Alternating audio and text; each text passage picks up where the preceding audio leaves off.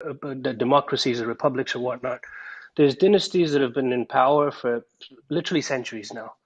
And these dynasties fight for power in politics, like the Hariris and another political dynasty and another political dynasty. And now you have the People's Republic that tries to rise. And then there's external central agencies that come into power, trying to gain control through one dynasty, etc. And that's all it is. And they always blame it on, factions fighting against each other. And yes, sure, they come in and they brainwash one faction against the other. And then there's all these wars, etc. And God knows who did that blast, but it could have been an external agency. It could have been an internal agency. But at the end of the day, it's the wealthiest families fighting for power. That's all that it is. It's corrupt politicians, wealthiest families fighting for power in the country, stealing from the reserves, stealing from the treasury chests. That's it. That's all that it boils down to. In Lebanon, there was a huge issue with the banking as well. Yeah, and it was corruption, as Faraz says. I think everybody. But in both countries, different origins, different things, different systems. But at the end, the problems are caused through political power. You mean as opposed to kind of social issues? Yeah, they're politically. It's political is the main issue. Yeah.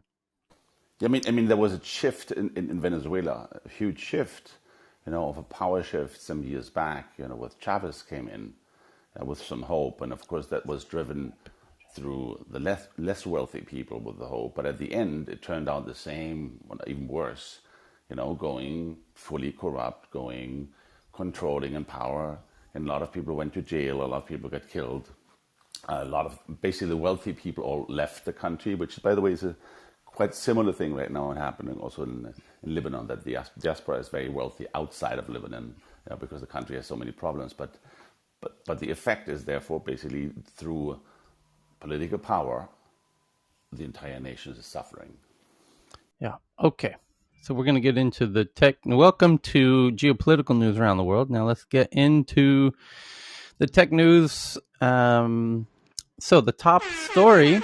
Happy Friday, everybody. Is it Friday again? How did that happen? Yes. Jesus. Man, the weeks are flying by. So, a very happy Friday. Here is the biggest tech stories in the world at this very moment. And wow. I told you so. Here's an I told you so. Apple agrees to settle the class action lawsuit from Epic. They lost. Apple will let developers directly contact customers, inform them about alternative payment options outside of Apple's App Store. I told you so. I told you they were going to lose this one. But smart of them to settle before the court case happens, because I think this settlement is... actually, I kind of like the outcome of this. It's not a absolute total loss for Apple. Could be. I believe if it went through to a court decision, Apple would lose even more. And I think Apple knows that. I think that's why Apple was incentivized to settle before a court decision came down, because... Tyler, the article I'm reading saying they didn't settle with Epic, they settled with other app developers, and the Epic thing is still pending a judge's decision. Oh, okay. So Apple themselves put out an article, and it's been picked up by Washington Post, New York Times. I'm reading the New York Times right now. That's cool. What it's saying is Apple's settlement gives app developers a way to avoid its commission. Yeah, but Ken, it's a precedent. Based on this, it'll be the same. Well, it doesn't create legal precedents in a settlement. The precedences in the U.S. courts are set by judges' rulings, essentially. Sure, it's not a legal precedent, but right. You get what I mean. I know what you mean. It's the beginning. Yeah, because basically, what is Epic really fighting about if Apple already concedes? And I agree with that. Yeah. So, but Epic might say, okay, that's nice, you're doing that. We actually want more. We'll let the court case go on, and they might want to get their own separate... Well, they could force Apple to do their own separate settlement with Epic to... This is interesting, though, because Apple coming out with this, and the fact that this is separate from the lawsuit, this doesn't resolve the lawsuit, apparently. Maybe it does, maybe it doesn't. Maybe Epic can decide, okay, this gives us what we want. We'll end the trial. They might not. And they might... the judge might rule even in even stronger But the fact that this is similar to what Google was doing is when the court, even once the court case started, once the trial started, Google started making it slightly more easy to circumvent their Google Play Store and they started reducing the fees. Oh, it's only 15% now, not 30% if you're a developer under, $1 million a year in revenue or something like that. And Apple as well started playing like this, and they started backpedaling as soon as this trial, got underway. You guys remember this about a month ago? So I think it's very interesting to watch how Google and Apple respond to threats to their lordship, kingship. What do we want? God status, monopolistic positions. And the backpedaling is now speeding up. And now boom, wow. Apple and US developers agree. Oh, funny, Apple. Okay, look at Apple's wording of their press release from apple.com. This is their PR team's wording of their version of reality here. Apple and US developers agree to App Store updates that will support businesses and maintain a great experience for users. What US developers agree? You're saying all US developers? You're talking 10 million developers. How did you get all 10 million? This is very interesting narrative crafting on their part. You can't claim US developers, Apple and US developers agree to App Store updates. What kind of fantasy world are you living in, Apple PR team? Who are you speaking on behalf of here when you say US developers agree? So the article from Apple itself, let's start there, and then we're going to read the New York Times and the Wall Street Journal and their takes on it. It says Apple today announced a number of changes coming to the App Store that, pending court approval, will resolve a class action suit from US developers. The terms of the agreement will help make the App Store an even better business opportunity for developers while maintaining the safe and trusted marketplace users love. You know, that sweet, sweet, juicy data that they really care about so much? Yeah, they're going to keep that. They're going to let you have the money that you really want. But boy, do we want to make sure you keep your apps in our store, even if we're not going to get paid for it because of the sweet, sweet, juicy data. But we're not telling you that's why we want it. We're telling you because we care about you and your privacy and your safety.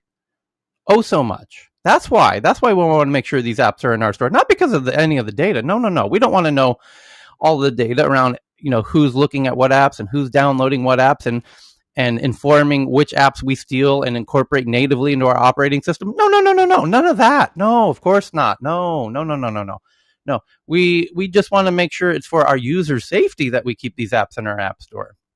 And heaven forbid another app store develop and eventually take over who has no fees, no commissions. So the article continues. The terms of the agreement will help make App Store even better business opportunity for developers while maintaining the safe and trusted marketplace users love. Apple appreciates the developer feedback and ideas that helped inform the agreement. I'm sure Apple appreciates it. And respects the ongoing judicial review process. The agreement clarifies that developers can share purchase options with users outside their iOS app. That means Spotify now doesn't have to pay the 30% mafia tax to Apple for all of their subscriptions. So Spotify's revenue just went up 30%.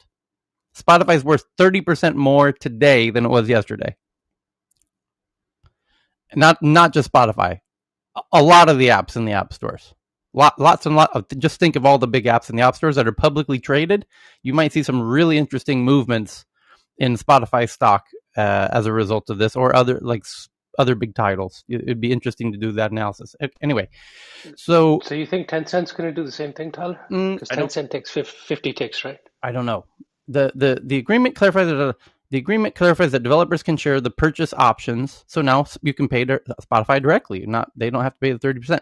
Expands the price points developers can offer for subscriptions, in-app purchases. Now they can do direct in-app purchases. Fantastic. And paid apps. And establishes a new fund to assist qualifying US developers. The updates continue the latest chapter of Apple's longstanding efforts to evolve the App Store into an even better marketplace for users and developers alike. Here's the quote from the beginning. The App Store has been an economic miracle. It is the safest and most trusted place for users to get apps and an incredible business opportunity for developers to innovate, thrive, and grow, said Phil Schiller, Apple fellow who oversees the App Store. We would like to thank the developers who worked with us to reach these agreements in support of the goals of the App Store and the benefit of all users. Yeah, you would like to thank the developers who worked with us to reach these agreements. Who? Name one, Apple. Name one. And then on what audacity do you have to use the phrasing Apple and US developers agree to App Store updates, implying that all app developers agree to this? Which, of course, most app developers are going to be wildly excited about this. Don't get me wrong. Hey, Tyler, real quick. Yeah. On the language, doesn't this U.S. developers indicate that this is only applicable in the United States? Great point, Chris. Because the court case was in the U.S. Great point. Providing more flexibility and resources for small developers. Following a productive dialogue, Apple and the plaintiffs in the Cameron versus Apple developer suit reached an agreement that identifies 7 key and can find out if this Cameron versus Apple is the Epic case, because it seems that they're implying that this resolves some case that they're in about the App Store. I'm not aware of another one other than the Epic one. And it's calling itself Cameron, Cameron. Cameron versus Apple developer suit reached an agreement that identifies 7 key priorities shared by Apple and small developers, which has been submitted to the judge presiding over the case for her approval. In a validation of the App Store Small Business Program, and then they get into the nitty-gritty, which will bore you to tears, I assure you, the launching the News Partner Program.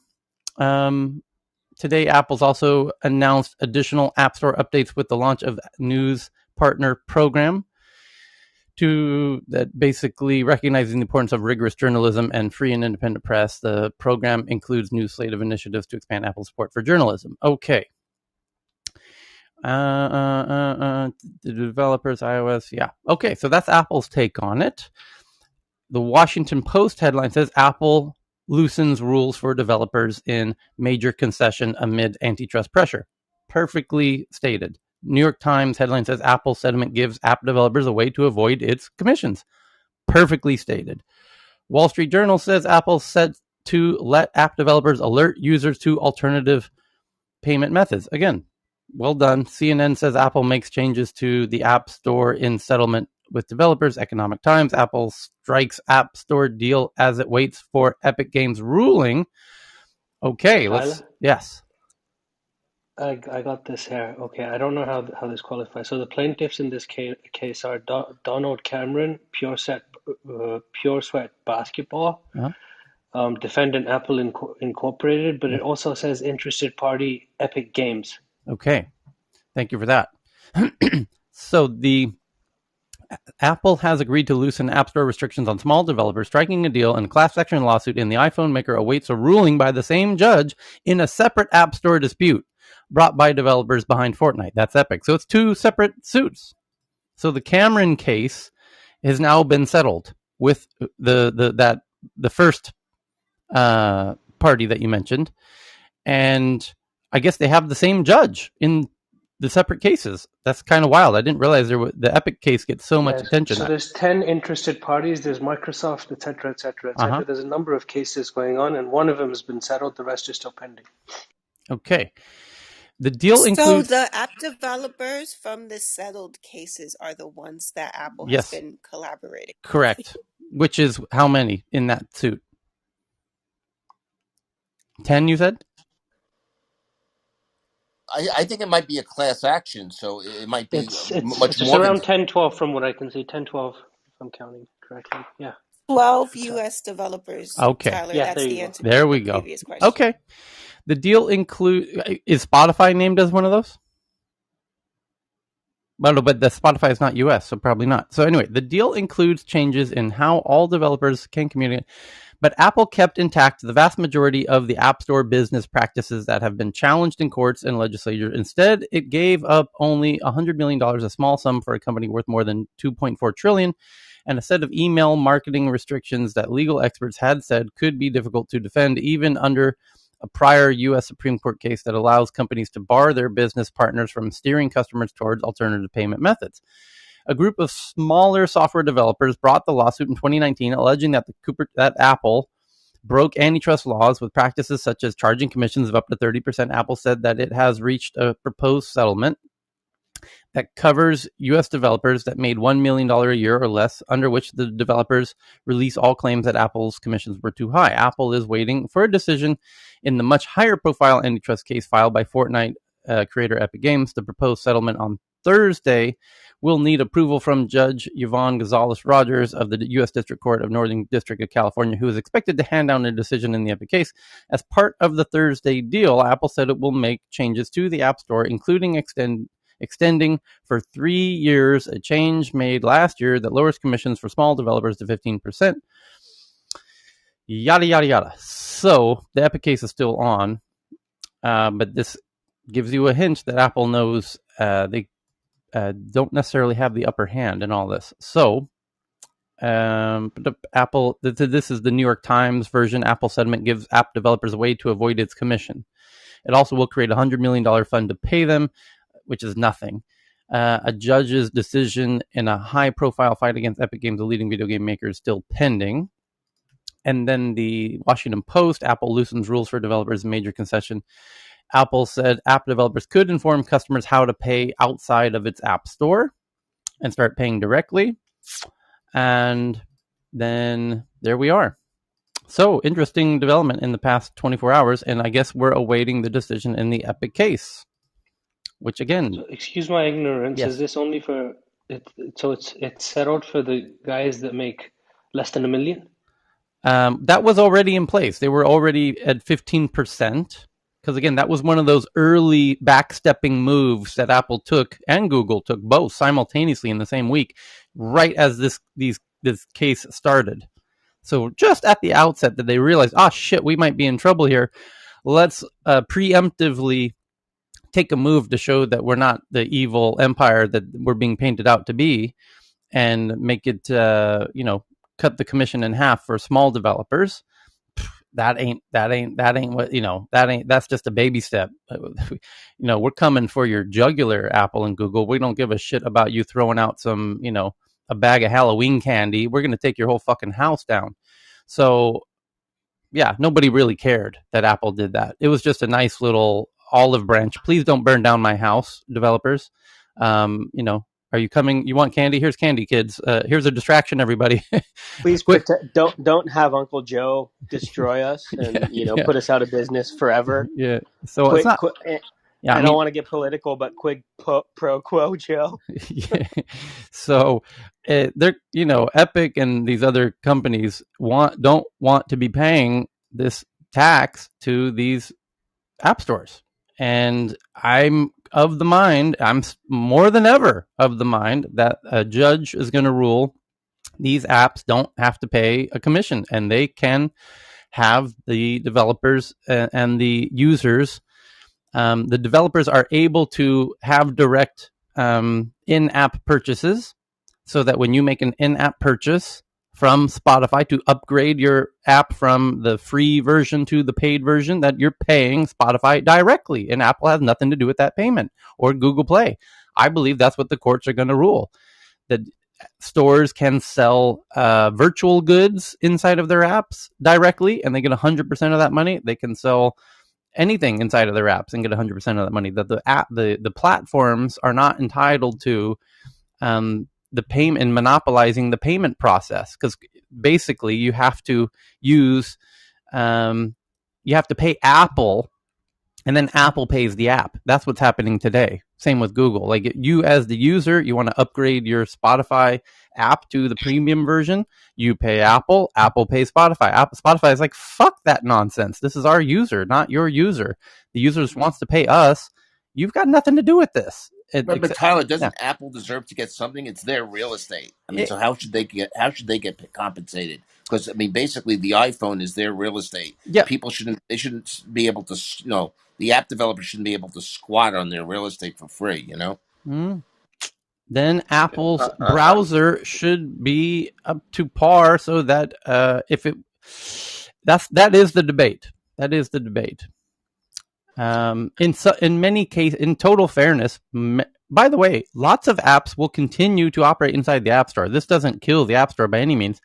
And even the payment part, a lot of smaller apps don't want to deal with, they make it, it's really nice. That's really a nice functionality that Apple They just get a check every month, right. right? I mean, they don't have to do any of the customer relationship By the management, way, the processing. let's use the hotel example. I think it's easier for people to understand. Many hotels want to charge the customer directly when you come into the hotel, and they like that. The big hotels like that. Super a small, some little old, old grandparents who rent out their guest room on Airbnb. They don't want to deal with charging the guest who stays in their guest room, big guest bedroom. And Airbnb handles all the payment automatically for them, and they like that, and they don't mind that Airbnb is taking 15% of the cut. It's the same with the little apps. The little apps don't want to deal with this. They just want to focus on making the app. They don't mind participating in the App Store in the way that it exists today. But the big players, they definitely want to get paid directly, just like the big hotels do. Yeah, but the main thing a small hotel operator or someone who has an Airbnb gets out of that is discovery. Is that because Mm-hmm. people wouldn't be able to find the Right. Airbnb without some sort of Right. cohesive way. And it's And it's a really apt comparison, and the discovery point is spot on, as Ken's bringing up. And in both cases, the app stores and in the hotels, the little tiny bed and breakfasts benefit in the discovery of being in the app store. That's how they're discovered. Just like the bed and breakfasts are discovered inside of Airbnb, the big hotels, the Marriott's, Hiltons, and whatnot, aren't being discovered inside of Airbnb. Everyone knows that the Hilton exists in downtown San Francisco, San Diego, Texas, or whatever. And so they're not getting discovered inside of these app stores. Everyone knew they existed anyway. So that's why they don't want to have to pay this, what they feel is an unfair tax. Like Spotify, like Fortnite. They're like, Spotify saying, Apple, nobody's discovering Spotify because of your fucking app store. Everyone knows Spotify exists. Why are we paying you 30%? Users these are our users directly. We're not benefiting in the terms of discovery in the same way that little apps are. Same as Hilton would say, hey, Airbnb, no one's discovering our fucking 50-story Hilton hotel in your Airbnb app. They know that our building exists in downtown Dallas. So they came to us directly, and you're forcing us to pay you a little bit, So that's sort of the point, is the bigger developers. And also, Tyler, don't forget that not only is Spotify, not new to the user, but Apple Music came in late. Great point. Subscription. Great point. And not only is Fortnite the only gaming company with Epic Games, Apple Arcade is also doing games Great point. as well and trying to do their. So Great that's point. the other rub here as well. Right. Like, don't so basically, Spotify has to give up a 30% of their revenue, and they're competing with Apple Music, who does not. And that's why Apple Music's offering their subscription, their monthly subscription, at a lower price than Spotify can, because Spotify's got to pay this 30% tax. So Spotify's got to pay, you got to pay $12 a month when they would really like you to pay $9 a month, which is, by the way, what Apple charges. So you see how kind of unfair that becomes. That's Spotify's point in all of this. So, Tyler, yes. I have a prediction. Yes. What can this actually could lead to is that the guys on Apple say, fine, you can actually run your own app store for your product where you can run this. We can make it very easy for you to and provide the possibility for you to run your own app store where you can do whatever you like. But you're not, if you're going to have your application published in our app store, you pay the fee. If you want to provide your own app store with all the support, everything with payment and everything, you're free to do so. But and how many of these app stores do we want to have on our phones? I have one to Epic, one for Spotify, one for Netflix, one for whatever. No, it won't work. No, but you should. What they would do is they wouldn't be separate app stores. They'd just be the app can download directly from their website, the same way we do with laptop apps. They would likely just run an ad for the app to take them to a direct download from the app store. So basically, if I was a developer, I would run an ad to drive traffic to my site and circumvent the, now there won't be a commission. You could do it. I mean, right now, I have multiple browsers on my iPhone, so I can go to Chrome. I don't have to use Safari, and I can just search for Spotify, and I can search sign up for a Spotify subscription that way. And I don't think Apple's going to get anything there because it's not through the App Store. You see this. You see this on marketplaces like eBay, like where it's very competitive, but the commissions make it are a deterrent. So usually you'll find one or two outliers where there'll be advertising, but the thing will be so ridiculously priced. But they're very strategic in their language. Like, here's my phone number. Email me with questions, knowing that if they capture that they can circumvent the fees of eBay. And so I think you'd see. Apps that would price themselves really expensive and then drive you to their website hoping that you'd download it there and then not pay via the App Store.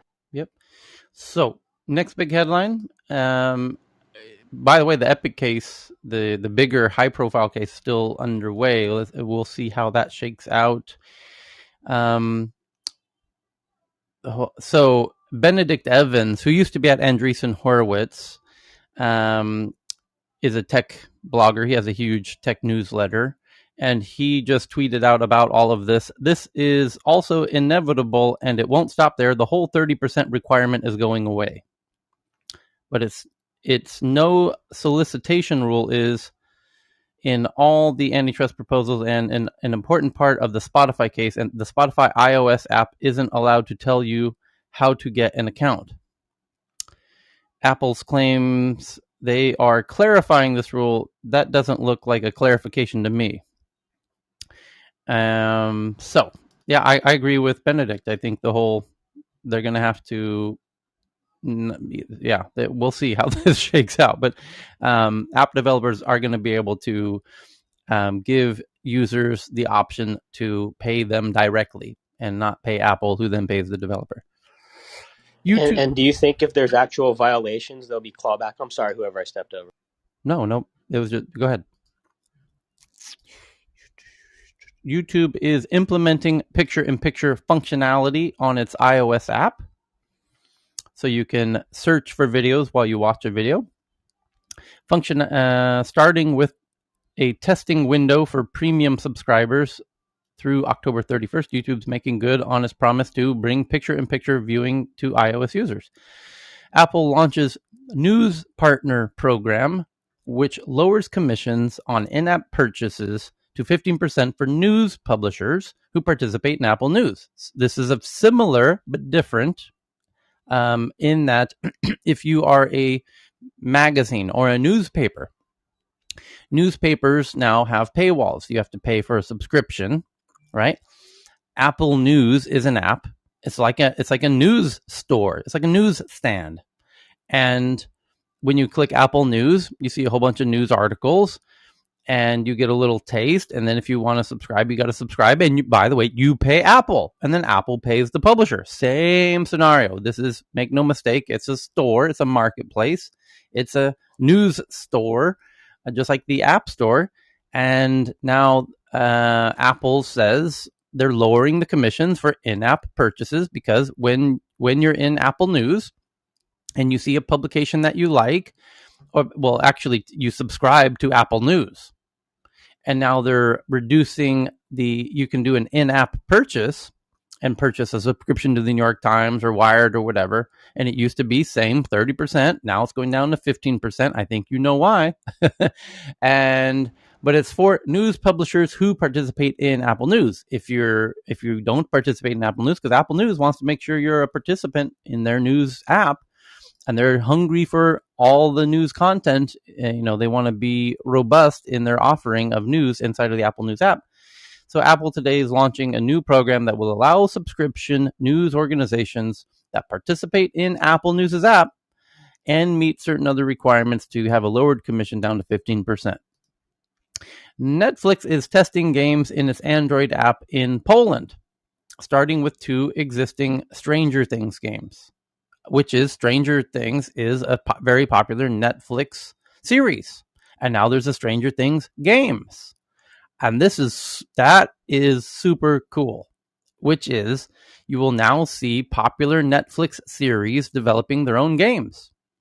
And I'm curious to see if Netflix themselves will be involved in the development of the games, or if they're just going to be allow these franchises and titles to host games inside of Netflix. Totally brilliant. This is absolutely brilliant. And I'm curious to see which titles in Netflix will translate most expediently into games. Russ? This is going to be games, metaverse, intelligent NFTs, all Amen. that good stuff. Oh, let's go ahead and slip down that rabbit hole, because you're exactly right. In the not so distant future, the way that we watch content today on flat screens is going to be itself evolving, not slowly, in the next 10 to 20 years, whereby and we've been watching on flat screens since, let's say, the 40s or 50s, and now we are going to be in a three-dimensional virtual world where the screen is no longer limited to a letterbox. You're going to be able to step into the game similar to a video game. And this is where the blurry lines between AR, VR, mixed reality, and video games and TV shows and movies gets really blurry very quickly. Am I in the video game, or am I in the movie? And what is the difference? So, and the engines that create the video games, which is Unreal, and the Unreal Engine, and the what's the other major engine? I'm having a brain fart. Unity. So Unity and Epic Unreal both create these engine environments that allow you to create video games. That's how they started. But now the quality of the fidelity is getting so high on the characters. The latest tools, I could think they call it Unreal 5 or the new versions of Unity. The lifelikeness of the characters, that the tools that you have are getting easier and easier and easier, and the fidelity is getting higher and higher and higher, and the AIs behind these bots inside of video games is getting smarter and smarter and smarter, and you're going to be able to write scripts for the movie, and a video game is blurring. Video game players already know this. Anyone who's playing the latest, greatest video games, when you start playing the video game, there are characters in the video game who come up to you, the player, and tell you what your mission is and what you're going to do. And you can have conversations with them. You can talk back to those characters, and they're getting really smart. And once they get GPT-3 and then eventually GPT-4, they become very as intelligent as people you talk to in Clubhouse in GPT-4. So that's where we're reaching this inevitable blurry boundary between a video game and a movie and an experience. And of course, a director, a screenwriter could write the scripts of these characters, and you could sit back passively and not participate in the conversation and watch this unfold. But the point is, it's no longer a flat screen. It's people could be walking from all around. It's like, instead of the traditional theater environment where there's a stage and an audience, you as the audience member can sit on the stage, in the sofa on stage, and you could sit passively and watch the whole play unfold, or you could stand up and actually say something to one of these actors. And that's the evolution we're now going into. It's no longer the theater and the stage. That screen, that boundary is broken. You can now jump on stage if you want to. And yeah, and Tyler, the really interesting thing is you can actually have a conversation with a famous Hollywood actor, which you could never do, right? Great point. By the way, thank you for bringing that up. Because of this face printing and voice printing, you're going to have the actors on stage can be actual super famous actors. That's the intelligent avatar NFT thing Correct. we were talking about the other day. Exactly right. They could take Tom Cruise, put his face, his voice on, and he will appear in this experience. It will look like you're in a movie with Tom Cruise, actually having an actual conversation that you create with Tom Cruise and the other characters on stage. And it'll be interesting to see how they deal with that dynamic of how much control they let you, the viewer, have over the narrative, because they have the narrative that they want this path to go down. It truly is a wild new era for content creators to grapple with. So, but if you think of guys like Kit Harington, who's been in Call of Duty, or even Keanu Reeves was in Cyberpunk, right? So all of these guys are making money off showing up in video games. So there's a Rami Malek in one of the games I remember seeing him in, and they actually come in, shoot. There's a whole contract in legal contracts now in Hollywood of how to get actors into games, interactive games. So it's going to be big. Yeah, but just a quick point there, Tyler. Yeah. There's one of the things that I see, and I don't know if anyone will agree with me, is with Apple. I think Apple is probably going to come out with something really, really big in this space, and they're probably working on it. And they're going to come out as after everyone, and they're going to conquer everyone because they're already in the houses, they're already on the iPads, they're already with the kids or with the parents. They have full control. The App Store, the games, Yeah. Netflix, Apple TV, Yeah. even their AR, VR headsets, everything that they have, they're working on something much bigger. And when they come out, everyone's going to get destroyed, in my humble opinion. I'll leave it at that. Here's a wild version of this that for people to understand, and it's just around the corner, which is everything I just described is a very VR version, right? Of the blurriness of the future of video games, VR video games, and VR movie experiences, where the video game or the experience has these AI actors, which look like real Hollywood actors with their actual voices, and or not, maybe a whole new category of actors, so to speak. But it could also apply to AR. Once we get AR really working properly, you walk down the street with your Apple glasses, and here comes Tom Cruise walking right up to you and starts talking to you, and you're talking to him as if he's standing in your fucking living room. That's AR with Apple glasses.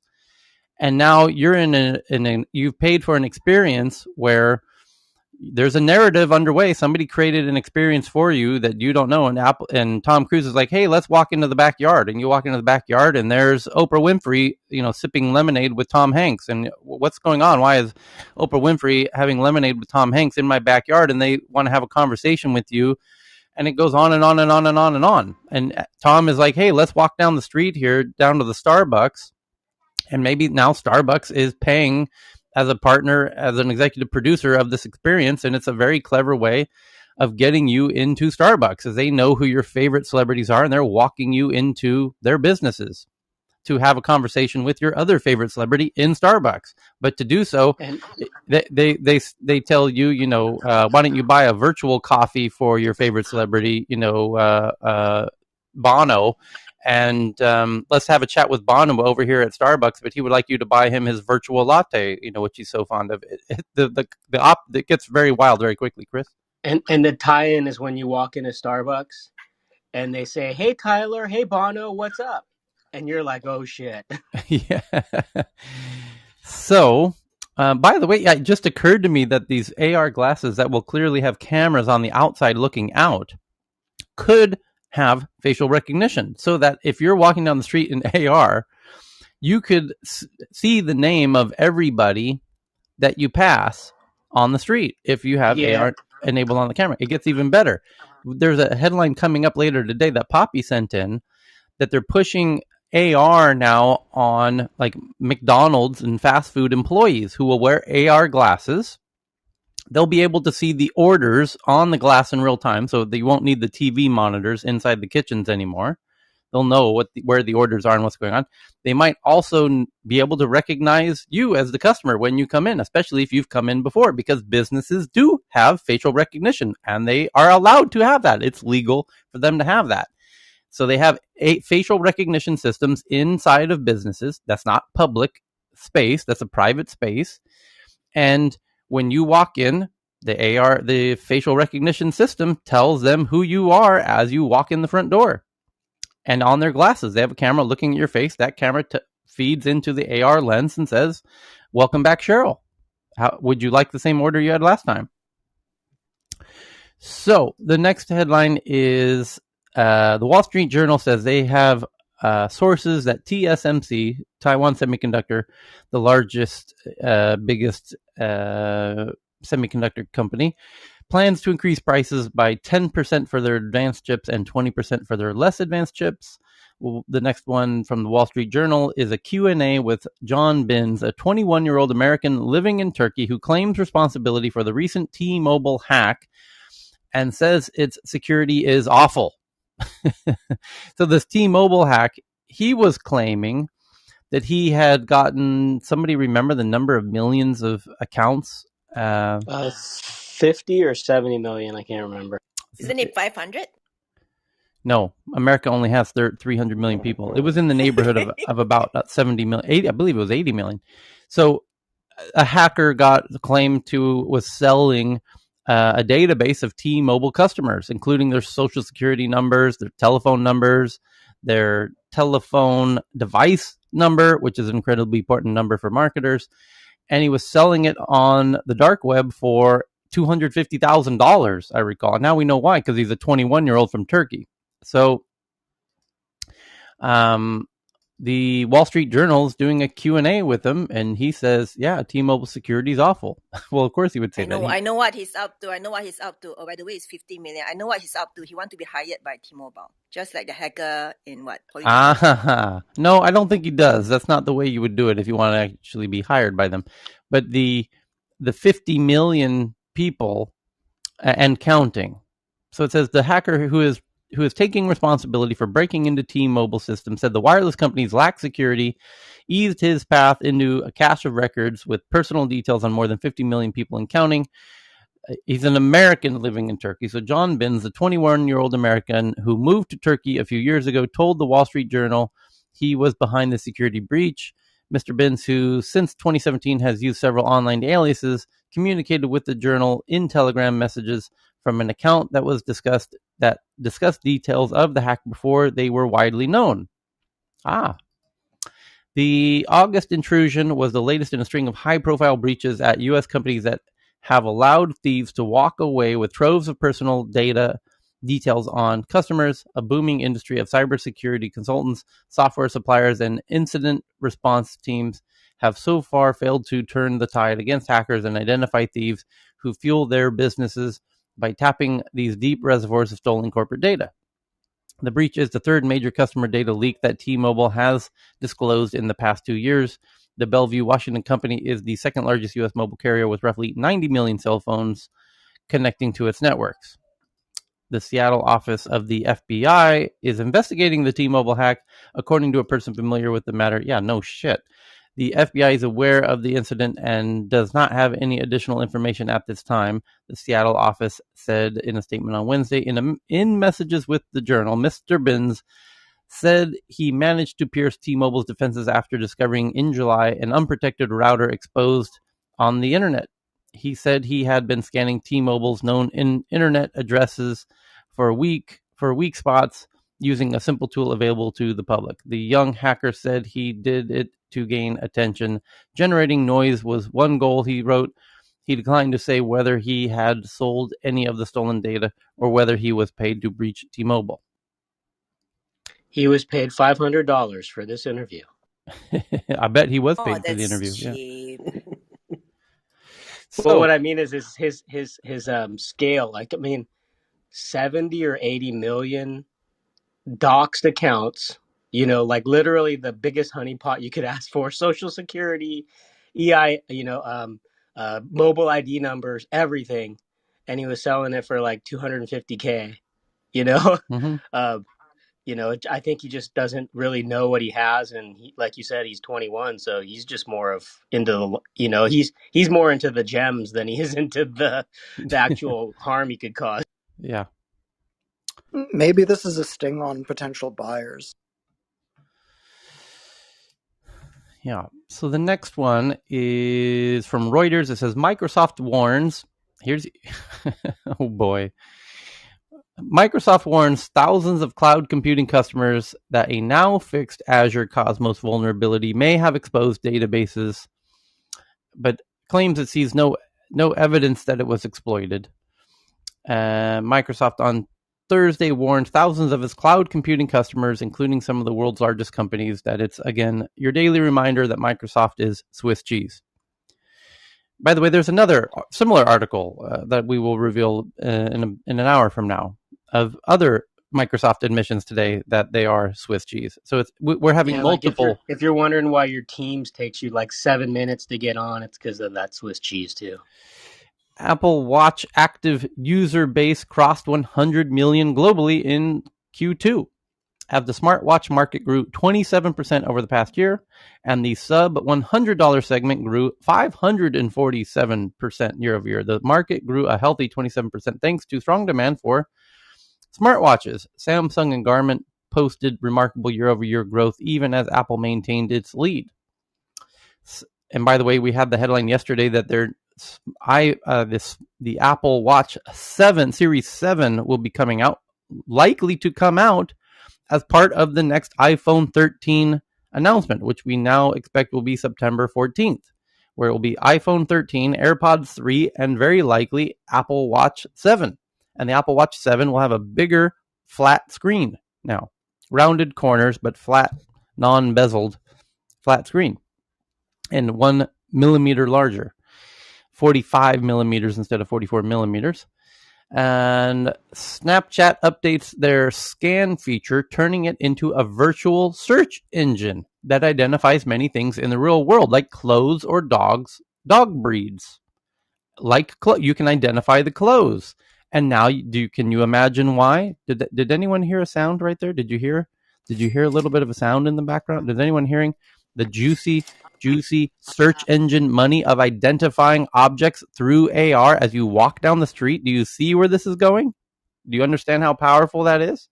Because as you walk down the street and you look at a pair of shoes and you say, oh, those are nice, and Snapchat says, yeah, you want to buy them? We can identify them for you. That's the real holy grail of that technology, is being able to identify objects for the ability to buy them. No one gives a fuck that that's a golden retriever, the breed of the dog. They're just very cleverly telling their competitors, hey, look what we've done. And this is why, you want to know why we're all rushing into AR right now, whether you want it or not? Because there is so much money to be made by Snapchat and TikTok. Oh, by the way, did we mention TikTok just bought Oculus's main competitor yesterday called Pico? Because TikTok cannot risk not being a big player in this. This is such a fundamental shift that is about to occur. AR was looking for its use case. Oh boy, did it find its use case, and this headline tells you what that use case is. And it just gets expanded more and more too, because it's like beyond just, hey, where do I buy it? It's like, hey, do you want to see them on your feet right this second? Right. Right. And you get to see what they look like on you in real time. Right. And, oh, by the way, if you click this, it's going to show up at your house in 10 minutes through Gorillas or whatever. Right. So Snapchat can now compete with Amazon. And so can TikTok. And so can Instagram. And so now you know why Facebook is so fucking excited about. They're now a metaverse company, as Mark Zuckerberg says. Why are they a metaverse company all of a sudden? Because that means e-commerce instantly as you walk down the street. We don't need to have any inventory or anything. We can do a partnership with Shopify, which they did. And this is why, by the way, Shopify is about to become as big as Amazon. Here's why. Because Shopify has very cleverly partnered with TikTok. That was announced in the past 48 hours. Correct, Faraz? You saw that headline. So it's TikTok in Shopify and Instagram and Shopify and Snapchat, and all of these social media platforms have partnered with Shopify. And today, that's mildly exciting. That means you could now click inside of today you're using on your phone the Instagram app on your smartphone, or the Snapchat or the TikTok app on your smartphone. And starting in the next few weeks, you'll now be able to buy the dress or the shoes or the umbrella or the backpack or the water bottle or the bicycle that Instagram influencer has in their photo or their video or their live stream. That's nice. That's lovely. However, isn't it interesting that all of those companies I just named, Snapchat, Instagram, which is Facebook, and TikTok, are all now going into AR simultaneously? Why? Because as soon as you keep the phone in your pocket and you put the phone over your fucking eyeballs. So you have your phone on all the time, in a piece of glass over your fucking face. And now when you walk down the street, you're always in Snapchat, always 24 hours a day, or TikTok or Instagram. And as somebody walks past you, they're now you are living inside of fucking Instagram. And now every object that walks past you on the street, every pair of shoes, every pair of pants, every jacket, every bike, every car, every water bottle, every umbrella is clickable and purchasable in real time. You are living inside of an Amazon store, but it's not Amazon. It's actually Shopify, but it's the TikTok, Snapchat, Instagram, Facebook app powered. The back end is powered by Shopify of clicking that shit and having it sent to your house. And now you understand why Shopify is so fucking exciting, do you not? And I'll shut up after this. I know everyone's sick of hearing me talk, but think about it. You have all these big tech giants that are, separate entities trying to capture users, and Shopify is going to have them all. Shopify is going to be the source of all users. So, as they get into identification and other stuff, it's just going to add more and more fuel to their enterprise, right? I mean, Chris, you could blast anybody on Shopify and reach the entire buying population, so to speak. I love your point about if you see somebody walking around with shoes and you can buy them, not only can you buy them, you can try them on right now virtually and see how they look on your feet in real time through your glasses. That's a fantastic use case. So it would be quite interesting if somebody in the audience who is actually doing this now and share with us their so-called the progress of Nicholas has his hand up. Sorry, and Jay's from Grabbed. Okay. Nicholas is a VR guru and been in the game professionally for quite many years. So Nicholas, whoever is in the audience selling with Shopify, just please raise your hand and come up to share your. Nicholas is invited on stage, and welcome back, Jay. Tomoko is in the audience too, by the way. Okay, good enough. I'd love to hear Nicholas's thoughts on Pico. Yeah. Nicholas, can you hear us? I invited you on stage. You might have to pop out and back in. Can you hear me? Yes, there you go. Yes. Cool. Yeah, so I shared the Pico thing yesterday. Yeah. It was cool because it blew up as a tweet, a lone tweet of someone translating a Chinese blog post from the start, and then everyone picked it up. Mm-hmm. The one kicker that was missed in the discourse so far, and this will be a throwback to old times here in Clubhouse, Pico already sells headsets with eye tracking in them. Aha. You like that, right? Yes, we left that. You're right. That we left that very important bit out, because anything you concentrate on with your eyeballs, they're going to make note of that. So you looked at that bicycle, you didn't buy it, but you sure did look at it, and now you're going to start seeing ads for it on the digital billboards as you walk through the town. Yeah, so that's my addition to what's already been said. But yeah, it's a cool development. Great point. So, but now it's interesting, isn't it? Now that the e-commerceification of AR is on the horizon, that all of a sudden there's this massive rush to compete into AR, and we left out Pokemon Go. By the way, we left out Niantic. They recently have realized, holy shit, is this $1 trillion opportunity? Literally $1 trillion opportunity, and it's no billions. It's not billions. Is not at all interesting anymore in this AR e-commerceified world. That, when Snapchat and TikTok and Facebook, when Facebook's saying we're now a metaverse company, that means it's $1 trillion opportunity. They would not pivot the whole company into this if it wasn't.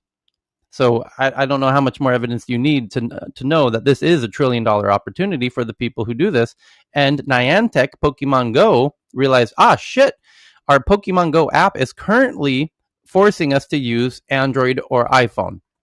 We need to break free, have our own device, which is our own headset, an AR headset. And if you make your own AR headset, you're no longer in the prison of the smartphone prison ecosystem of Apple and Android.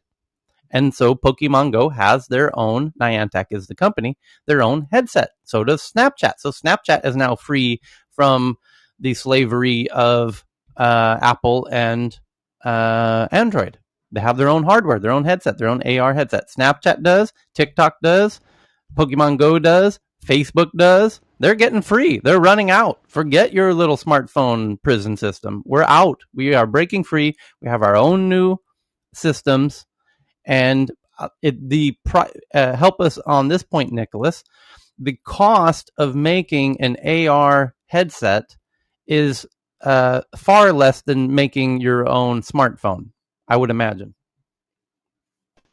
I would probably not imagine, since Zuckerberg and others call it pretty much the biggest engineering challenge there is today, because it's the challenge is to miniaturize power and optics and processing to fit all this in the form factor necessary. However, I believe somebody's going to come out and make a platform like what Luxottica, the sunglass company, is going to start enabling and putting cameras in it. And imagine what the Chinese hardware companies will do. Xiaomi will come out with a platform where it's sunglasses with cameras, and it'll be a water. It ain't going to be like the Apple high grade version of anything, but it will basically allow app developers to have an alternative to Apple and Android, and have their own kind of AR headset to give to their users or whatnot. Tyler and Nicholas, just a quick question, because everyone's, in my humble opinion, this is my ignorance talking. At the end of the day, everyone's looking at it. Every company is looking at it from a two-pronged angle, right? I mean, they have to have the software side, they have to have the implementation side, and they have to have the hardware, which is the devices that they use. Now, the way that I look at it, and this is purely from experience, because I honestly, I tried wearing one of those Oculus things with my daughter, and I couldn't do it. Over an hour, I couldn't do it because it was becoming claustrophobic and giving me migraines, etc., etc. So there is going to be the rise of one player that, in my humble opinion, is just going to do the hardware and is going to have the ability to, collaborate with all of the different providers of, call it, software or games or movies, etc., etc. I mean, do you guys see that happening? The background OEM manufacturer of the hardware platform. I was just going to mention that keep an eye out for a Swedish company which is very much in the shadows right now, called Skugga. And Tyler, do you know what that means in Swedish? It means shadow. They are an AR hardware platform company that's they're very much in stealth right now, but they are talking to all these big platform owners about being some kind of background OEM, and we definitely have more players working like that. Tyler, you're muted. Yes, I'm back. So next biggest headline is, and again, the headline we just read that kicked off this little chat is Snapchat updates their scanning feature, turning it into a virtual search engine that identifies many things in the real world, like clothes or dog breeds. And let's just read a little bit of this article more. I mean, we get the point. But it says the next generation of the feature, called Scan, can identify similar clothes, plants, cars, and more. And they give the photo, the example they give is in a video, is a wine bottle. And it shows the person scanning a wine bottle. And obviously it's going to be for purchase. So because it's identified the object, and now you got to find the SKU, and now you got to find where it's available for sale. That's where Shopify comes in. It connects you to where it's available for sale. And they, in their partnership with Snapchat and TikTok and Instagram and all, the purchase happens inside that app, which is what they love, because now they're an e-commerce portal to compete with Amazon. It's kind of a win-win. So they have the distribution and the users, and Shopify kind of empowers the transactions. So Snapchat's camera has to date mostly been associated with sending disappearing messages and goofy AR effects, like a virtual dancing hot dog. But what if it did things for you, like suggest ways to make your videos look and sound better, or show you how a similar shirt based on the one you're looking at, and so you can try it on yourself? That's the example they talk about here in the first paragraph of this story. Starting Thursday, a feature called Scan is being upgraded and placed front and center in the app's camera, letting it identify a range of things in the real world, like clothes or dog breeds. Scan's prominent placement in Snapchat means that the company is slowly becoming not just a messaging app, but a visual search engine. No, The Verge, you dumbasses. No. Scan also helps address a growing problem for Snapchat users: how to find the millions of AR effects or lenses that are made by Snap's creator community. With its ability to suggest lenses based on what you're looking at, a scan could bring more visibility to the lenses people make, incentivizing them to keep making AR content for Snapchat. No, that's not really what it's about. Verge, come on. Visual search isn't a new idea, exactly. In 2017, Google debuted Lens, allowing users to scan items through their phone camera and identify them by using the vast index of search results. Yes, Google was a pioneer in this space. Lens is integrated in the Google Pixel phones and a number of other Android handsets, as well as baked into the main Google mobile app. Pinterest also has its own visual search feature called Lens that shows similar images based on what you scan with the app. Even though Snap is playing catch-up, it arguably has a better shot at taking the idea of visual search mainstream. Since Snapchat opens to the camera, any change there has a big implications for how the nearly 300 million daily users interact with the app. Snap says that more than 170 million people already use Scan at least once a month. That was before it was put front and center in the app. Now, gee, I wonder why they're putting it front and center. Well, a little later in the article, it shows an example, a photo of a lady wearing a denim jacket. And then the camera is held up to this lady wearing this denim jacket, and it identifies the denim jacket, and then it allows you to buy the denim jacket in this version. So, Verge, why are you beating around the bush here and not obviously recognizing the $1 trillion opportunity of people identifying somebody wearing a denim jacket and being able to buy it in real time without leaving the app? That is what's going to drive these companies to make trillions of dollars, and that's what's driving the AR revolution, not little kids making fucking filters. You dumb fucking asses. Verge, stop talking about kids making stupid filters and virtual hot dogs and talk about the e-commerce $1 trillion opportunity of buying every object within your view at any time. What is wrong with you? So in their own store, but by the way, the image that they're showing was provided by Snapchat. Snapchat understands what the opportunity is. Snapchat's trying to tell The Verge, winky, winky, what the opportunity is, but The Verge isn't picking up the clue. So go ahead and look at this article I'm tweeting out on Twitter right now from the Tech News Twitter account from The Verge. Go ahead and open the article, scroll down through the middle, and you'll see the images provided by Snap to the journalists, and that will tell you what Snap is excited about. But The Verge doesn't really pick up the hint of what Snap's actually really excited about. They think it's about filters and whatnot. It's not.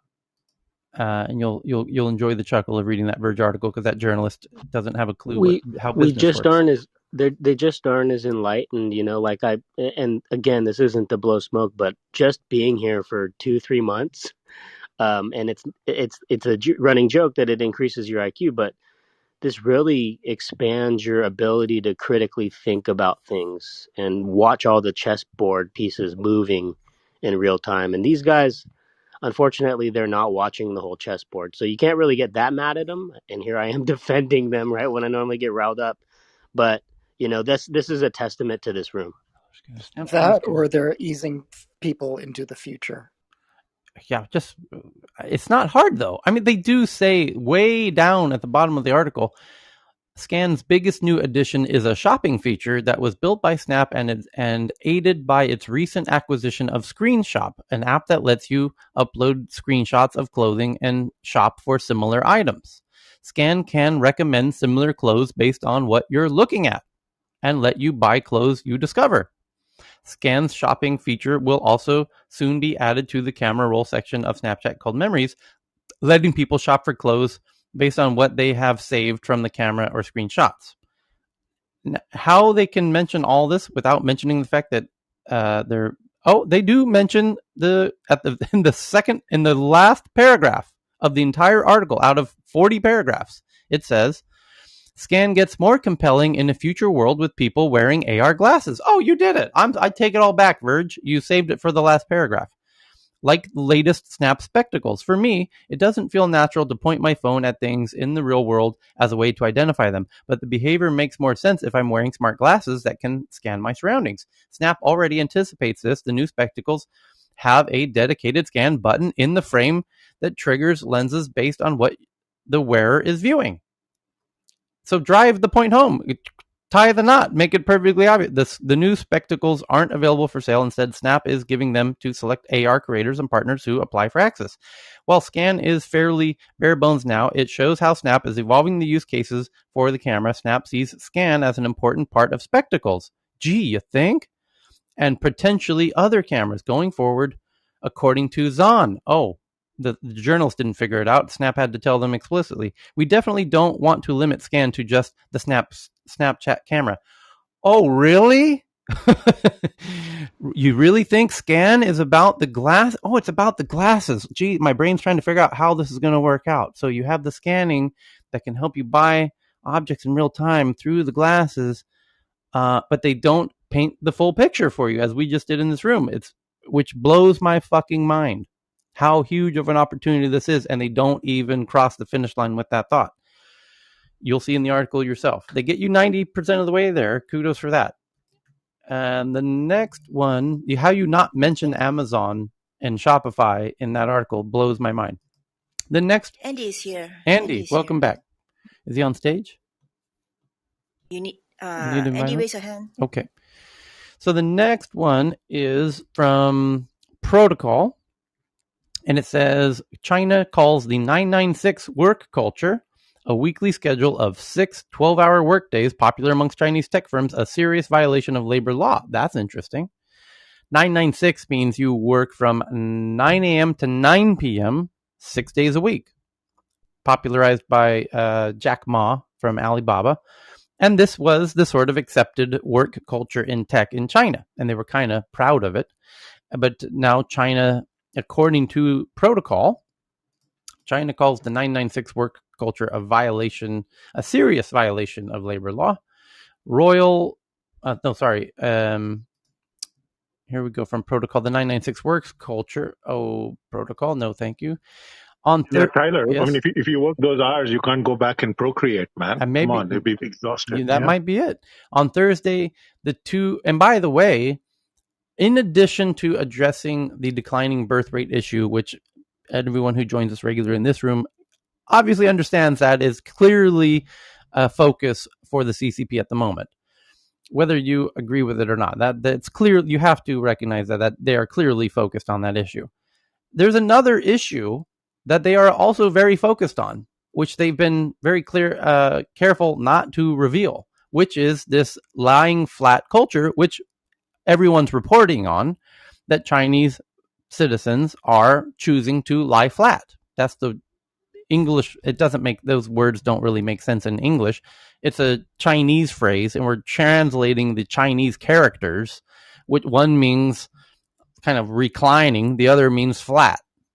Same in the description was the tall grass gets cut, right? Yeah, I think but someone mentioned that. Lying flat, it has two interesting simultaneous meanings, which, by the way, that's kind of the beauty of Asian language, by the way, is you have these, we have it in English too, with multiple double entendres and double meanings. There's a lot more of that in Japanese and Chinese, because the characters can have multiple meanings, especially when used in groupings like that, like lying flat. Lying flat means we're just chilling out. We're literally reclining and not going to work. It also means I'm not standing up to get my head cut off by the government, which the big tech companies are all experiencing. So when we say that Jack Ma is lying flat, it's a double entendre. It has two meanings. It means for the citizens, they're chilling out. They're not going back to 996 work culture. And they're done. They're done with this whole rat race. By the way, this is not uniquely Chinese. A lot of the world post-COVID is not going back to work. It's happening in America too. It's happening everywhere. The fact that it's happening in China is a bit concerning to the Chinese government. The fact that it's happening in America, it's of a concern to American businesses, notably restaurants, who have a hard time finding staff to work in restaurants, and Uber drivers. Uber's realizing, holy shit, there's a lot less people interested in working menial jobs anymore. Yeah, but this is a concern of the businesses. It isn't really a major concern of the government. In China, it's a concern of the government that these people aren't working, because the government really runs the economy in a way that in America it's more run by the companies themselves. So I believe the government coming out and saying 996 is a serious problem is because it scared people away. They don't want to go back to it, and I don't blame them. Nobody, I don't think anyone blames them. So they need a new kind of work-life balance that will encourage people to get back into being good little robots and laborers, and maybe that's why Uncle Xi has his new Uncle Xi's thoughts, which is an incredibly strong phrase in Chinese.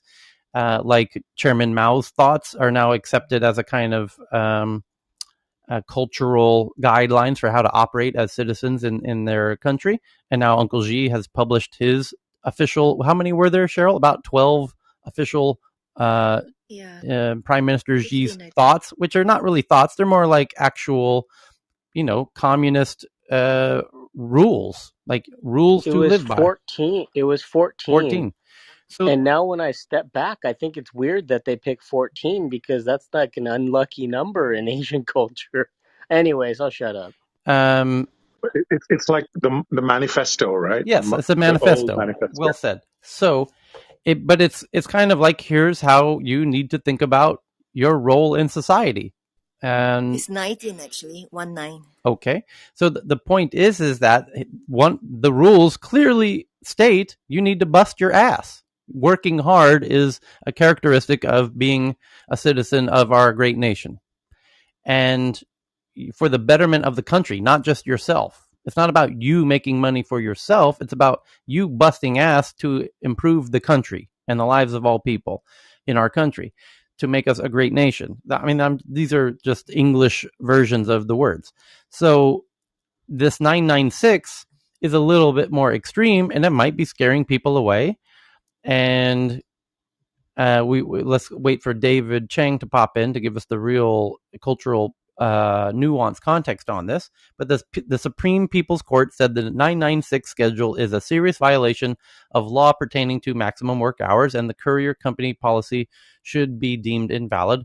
While the 996 schedule has always violated labor laws on the books, rules curbing overtime have long been honored in the breach, and the government has kept a hands-off attitude. 996 was embraced and promoted by Chinese tech companies to power high-speed growth. Jack Ma, of all tech figures, famously said 996 would be seen as a blessing, but most of China's big tech companies have terminated the overtime schedules in the past few months after public opinion turned against it, following several high-profile overwork deaths.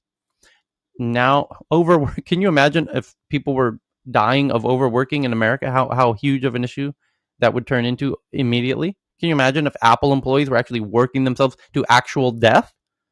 We already have Apple's employees unionizing over, somebody grabbed somebody's ass, and now there's a huge lawsuit. And in China, people are literally fucking dying of overworking. And maybe we should rethink this working to death. It's a slightly different work culture. But most of China's big tech companies have terminated the overworking schedules in the past few months after public opinion turned against it, following several high-profile overworked deaths. Overworked deaths. Those things that I'm not aware of any of those happening in America. Anyway, now the highest judicial body in the government is making clear it's also opposed to, work schedules that cause people to physically fucking die at work. Maybe we should rethink things. On social media, people still doubt whether the latest affirmation from the Chinese government will bring about actual change in the workplace. Get back to me when you can enforce the law, says one popular Twitter commenter with over 23,000 likes. Other comments note that industries beyond tech are also rife with illegal overwork time schedules. So the government's now cracking down on overworking, which I think you're right, Cheryl. I think their motive for doing this is it's, not to the benefit of the people. It's to the benefit of the companies. And the government is clearly pushing the power dynamic away from the companies and more towards the balance of the workers and less towards the companies. And this is something that, as an American, I was very eye-opening in Sweden and in Scandinavia, where the power is the struggle, if there isn't really a struggle, but the politics of Sweden, for example, can be overly simplified into the parties are you have it's a whole bunch of alliances, but essentially the left and right of Swedish politics is you're either kind of pro company or you're pro employee, to oversimplify it. And that's kind of different than politics in America. The left and right isn't boiled down to who's pro company and who's pro employee, but in Scandinavia it kind of does boil down to that. And it's interesting to see in this, what's going on in China is it used to be very pro company policies, and the companies ran the show, and now you're seeing the government step in, putting pressure on the companies, removing a lot of their powers, and giving a little more empowerment to the employees. So that's why this guy's tweet about, let's see if you're able to enforce this. You're putting the words out there that 996 isn't acceptable and is a violation, but let's see you enforce it. And if they start enforcing it, then we'll believe it. I bet they do. It seems very like China really wants to, they don't. So class, what's the next move? If their income's dropping, they want to promote, the birth rate. What's the next move? Isn't it logically housing? Like they're going to do something to housing? Yeah, they've been doing stuff with housing. They've been doing stuff with education. Now they're trying to fix the out of whack lack of work-life balance. And last week, the big theme was, hey, big rich companies and billionaires, we're going to tax you now and share that wealth with, and have, what was the word they used? Common prosperity. Yeah. Is a loose translation. So, yeah, they're pushing things back into the empowering the people. What I meant by that question is, out here in the States, we're in a rat race because we're underwater with bills all the time, right? Like, you make money and it goes out just as fast as it comes in, no matter what, no matter where you are. And we're all in the rat race. And I'm speaking for myself. But what is it like in China? Are they 996ing because it's fashionable or because they need to pay bills? That was kind of my question. It's bills. They in terms of the amount that they pay out of their earnings towards rent is wildly out of whack and unsustainable. Or mortgages, we should say. They do a lot of buying, and they're way overpaying for their properties. It's just a really ridiculous real estate market that they have there, and a huge portion of their salary and earnings goes towards paying these ridiculous mortgages too, because they want to buy you. It's a really weird system in Asia. This is not unique to China, but where you live influences which schools you can go to, or in universities, which hospitals you have access to, and etc. So you have to buy in to that system. You have to buy a house in that area to participate and be able for your kids to go to these schools and this university and all of that. So if you want to improve, your kids' opportunities in life, you got to pay that. We have a little bit of this in the U.S., and you see it in Cupertino, of all places, in the Bay Area, where the best high schools in America are ranked, and all of those cities that have the top 10 best high schools in America, they turn into Chinatowns because those parents want their kids to go to those best schools because they're taking what happens in China and bringing it to wherever they live. And you see this in Cupertino School at Mission Hills is considered one of the best high schools in America. Next thing you know, Cupertino is Chinatown. All the Chinese parents have bought all the houses within any reasonable distance to, because America has the same thing. There's school districts based on where you live. And the Chinese and the Indians, by the way. Correct. Indians, it is Indians too. Exactly right. In Fremont, and I've explained how I've spent a lot of time in those communities. And yep, it is Indian and Chinese both. You're exactly right. So the next big story is that DJ Blau, who many people in Clubhouse will know if you've been in Clubhouse for a while. He used to be very active here, especially when he launched his NFTs. And now he has a startup called Royal, which just got $16 million of funding from Founders Fund to make a new startup, which lets users trade shares of song royalty rights as crypto tokens. And so now fans can actually own a fraction of a song of anybody, of any artist who participates in this. And it's a true, as a former songwriter and musician myself, who was part of a record deal with Capitol, this is truly fantastic. This really, it could be the future of music, because now the artist creates music, and instead of you need money as an artist to make more music and to go on tour. And now we used to go to record labels who would give us a loan in exchange for our rights as a creator of our future creations and our current creations. And now in this model, this lets creators sell shares in their song royalty rights, meaning when a song is played anywhere, there's agencies who collect fees on your behalf. So Spotify has to pay fees for streaming your music. And now Spotify would pay to whoever owns the rights. And now those rights holders would be the actual fans. An artist, if they own their own rights, could keep them all for themselves. But now you can sell fractional ownership in your songs. And you would pay out dividends to your shareholders of your songs. And I wonder if Spotify partners in this and pays them directly. That would be very interesting if Spotify partners with this new startup that Blau's created called Royal, because as of right now, if they're not a partner, Spotify is going to pay whoever they recognize as the owner of the song, which is, whoever wrote the song, typically, unless they sell the rights to somebody. Let's imagine they've kept their rights and haven't sold them to somebody. They pay the actual songwriter who hasn't sold their rights. And then you, as the songwriter, if you participate in this startup called Royal and you've sold fractional ownership of your song and the rights of that song, the streaming rights and the royalty rights, then you, as a songwriter, would have to redistribute to your fractional ownership rights holders.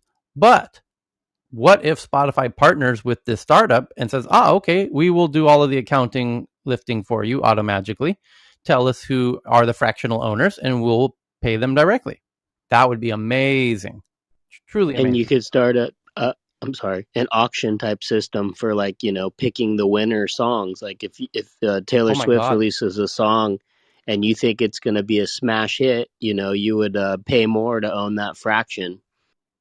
So another point is to own sorry, Eli, to own the intro part of the song or the riff in the middle. No, that gets a little too crazy.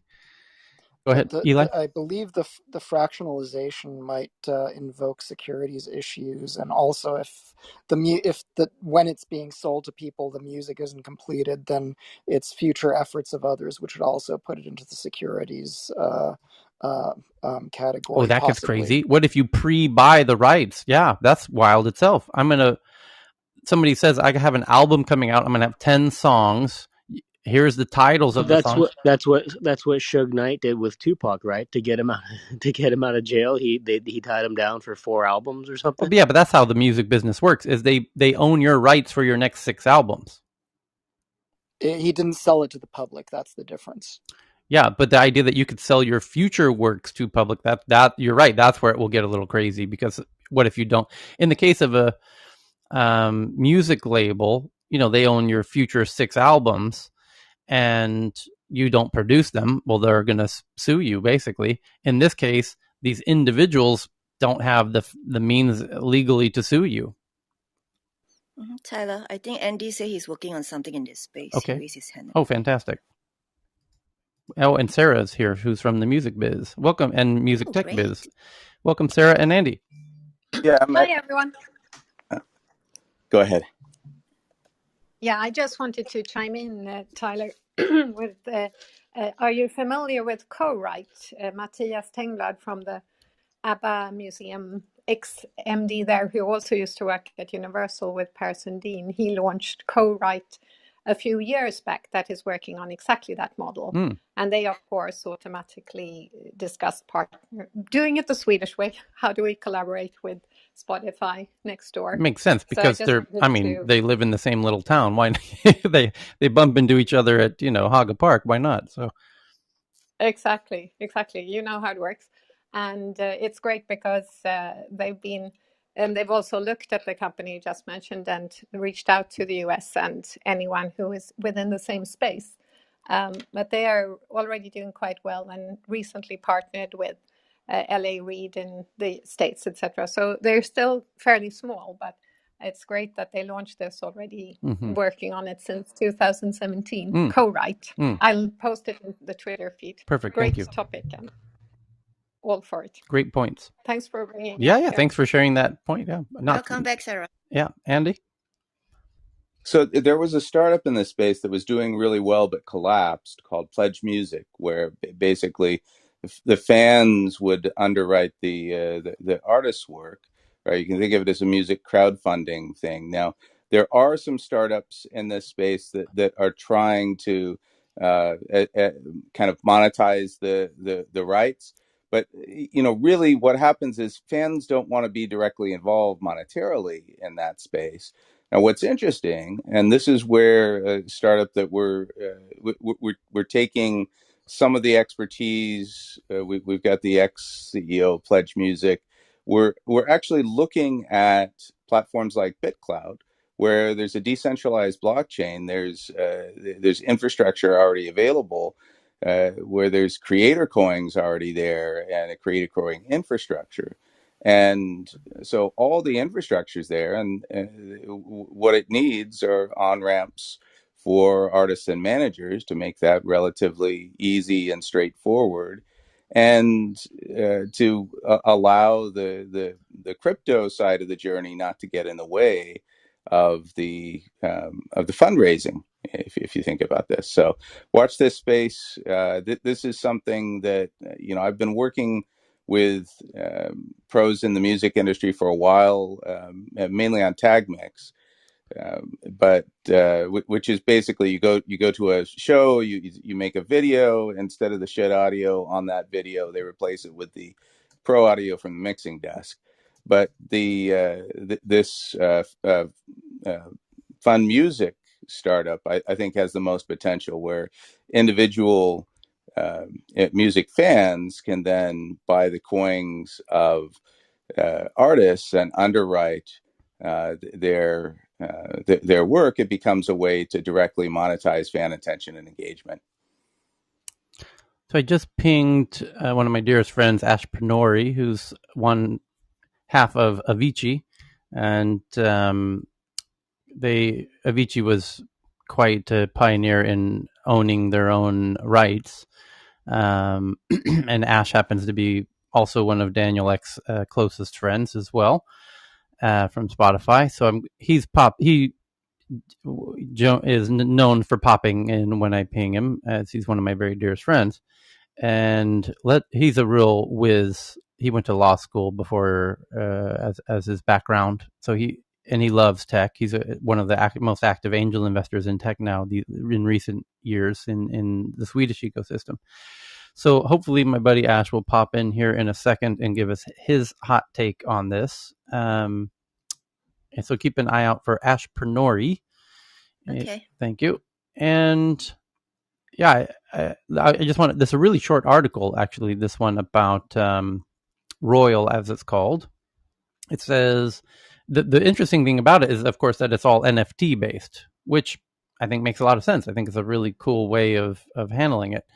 That Royal, an NFT investment platform focused on music, has raised $16 million, founded by electronic dance artist and NFT proponent Blau. Royal gives fans the chance to co-own music in the form of a digital asset and potentially a way to earn royalties alongside artists. Paradigm and Founders Fund lead the $16 million seed stage investment in Blau's latest project with participation from Atomic and strategic partners comprised of musicians, crypto professionals, and technologists. Here's the quote: "Culture and investing are bleeding together, and crypto is where that's happening fastest." Justin and JD both live in that intersection, said Fred Ezram, co-founder and managing partner of Paradigm, in a statement. "Royal is the future. We are headed to creators go direct to fans, and fans share in the success of creators." An early adopter of NFT technology, Blau sold a tokenized album in March of this year for a whopping $11.7 million. He's also a former co-founder of the real estate platform Opendoor and formerly a general partner at the investment firm Atomic. Blau, CEO and co-founder of Royal, said that Royal aims to change the status quo by turning music into an asset and creating an incentive for fans to be aligned financially and emotionally with their favorite artists. So the difficulty that we've seen here in the past is that many fans feel like going after the monetization of the industry just lets them participate in the part of the music industry that they hate, turning everything into money. Right. Yep. And so the question for most of these startups is, how do you make it about sharing value without turning it into a monetization question? Right. Very few of the fans that I know want to look at this in a way where they are directly, they become the evil music label, right? That's the kind of unconscious attitude there. It's a question of, how do you use things like NFTs, which are absolutely the future, right? Everyone I know in the music industry is trying to figure out how to lower the friction, right? Because most music fans don't understand how to navigate that space, right? And so everybody who is in the music industry is paying close attention to who can get a low friction NFT solution going that particularly managers can understand, that because most of the artists aren't going to have the time to deal with, right? And this is, watch this space. There's a lot going on. Yeah, and Blau himself did a tweet that I really love where he says, what if, and I just retweeted it to the Tech News Twitter account, says, what if we could change the music business together? What if we leverage blockchain tech to redefine what it means to own music? What if you could invest in artists and share their success as they grow? That's our plan at Join Royal. And the website is royal.io. The Twitter account is join_royal.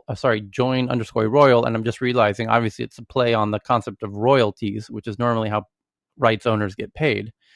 So you get royalties as a co-owner of the music. That's clever. And my buddy Jason's already following it on the Twitter account. And then the website, which again is just royal.io, invest in artists, share in their success. We're building a platform where you can buy ownership in songs directly from your favorite artists and earn royalties with them. Early access contest, sign up for Royal. Are you an artist? So it's a marketplace where artists can sign up. You can sign up and you can see all the other artists that sign up and start buying in part of their stuff. And the question is, it's a really different thing, isn't it? Being able to buy part of a song that already exists, which you can listen to and say, I like that song. I want to invest in that song. I think that's a hit song. Or will the artist say, you can't invest in the song. You can only invest in the album. Well, that royalties normally work on the song basis these days due to Spotify. But so what about future songs? Can you buy stake in future songs? And that's where somebody made the point. The government might get a little uneasy about that concept of buying. What about not this album, but what about 2 albums later, or 3 albums later, or 4 albums later, or 5 albums later? The past Billboard charting performance of this song does not indicate future Billboard charting exactly performance right. of future song investments. Exactly right. But if you're obviously, the further out in the future it is, the cheaper it is, right? Like we're you're assuming all risk that artist doesn't fucking die of an overdose before they write that album, 5 albums from now. So very interesting. lovely concept. I think this could really be the death knell for the record industry. I think it's truly brilliant. It's join_royal. If you want to follow the Twitter, there's a join royal that has nothing to do with it. And by the way, the attempts to do this are numerous. The wreckage is numerous. On NFTs, Right? though? No, on this idea of Sure. disintermediating I think the record I get that. business, I think right? the And NFT thing actually could make it work. oh yeah, it's even the large record companies are the labels, the artists, the producers, right? Everybody's trying to figure this out because essentially the whole industry has turned into a distribution play, and everybody knows that that's a race to the bottom in distribution. So how do you how do you have a long-term sustainable solution? Well, the NFTs are kind of the obvious answer for almost everybody in the ecosystem, and it's a question of how does everybody align around it, and how do they get consumers to accept and engage with NFTs beyond just the crypto niche. So Andy, like I've been thinking about this, like, music for a long time was always not always, but a pay to play type thing, right? You were at a bar, you could walk up to the jukebox, drop a quarter in it. You're empowered for that second to pick what's coming up next. As the model changed towards advertising and, royalty based, that's what created this system. We essentially need to go back to like the jukebox type system, except it's a digital coin Well, that there were unlocks still the royalties NFT, back right? then, right? I mean, the royalty system is really, really old, and the only thing that's changed is streaming went from, hey, this is not cool, you can't do this, to basically the dominating income stream as we went from physical copies of music to the iTunes model, and then of course now we're at the streaming model. But basically, what we're talking about in the industry is how do you monetize that human attention and engagement around music, around the communities that form around music, and this is reshaping the whole industry. The thing is, the industry has come close to death a few times. Unlike the news media industry that is whining about their birthright being lost, right? The music industry has actually been in transition for a long time. It's just there isn't a clear winning model beyond streaming that everybody's aligned on.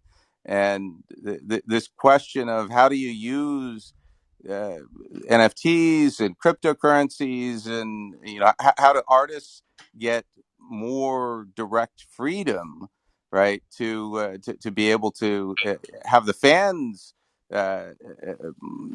basically support their efforts, right? These are the big questions. Okay. The industry, and go ahead. Yes. Let's give Sarah and Nita had their hands up, so I just want to give them a chance to chime in here.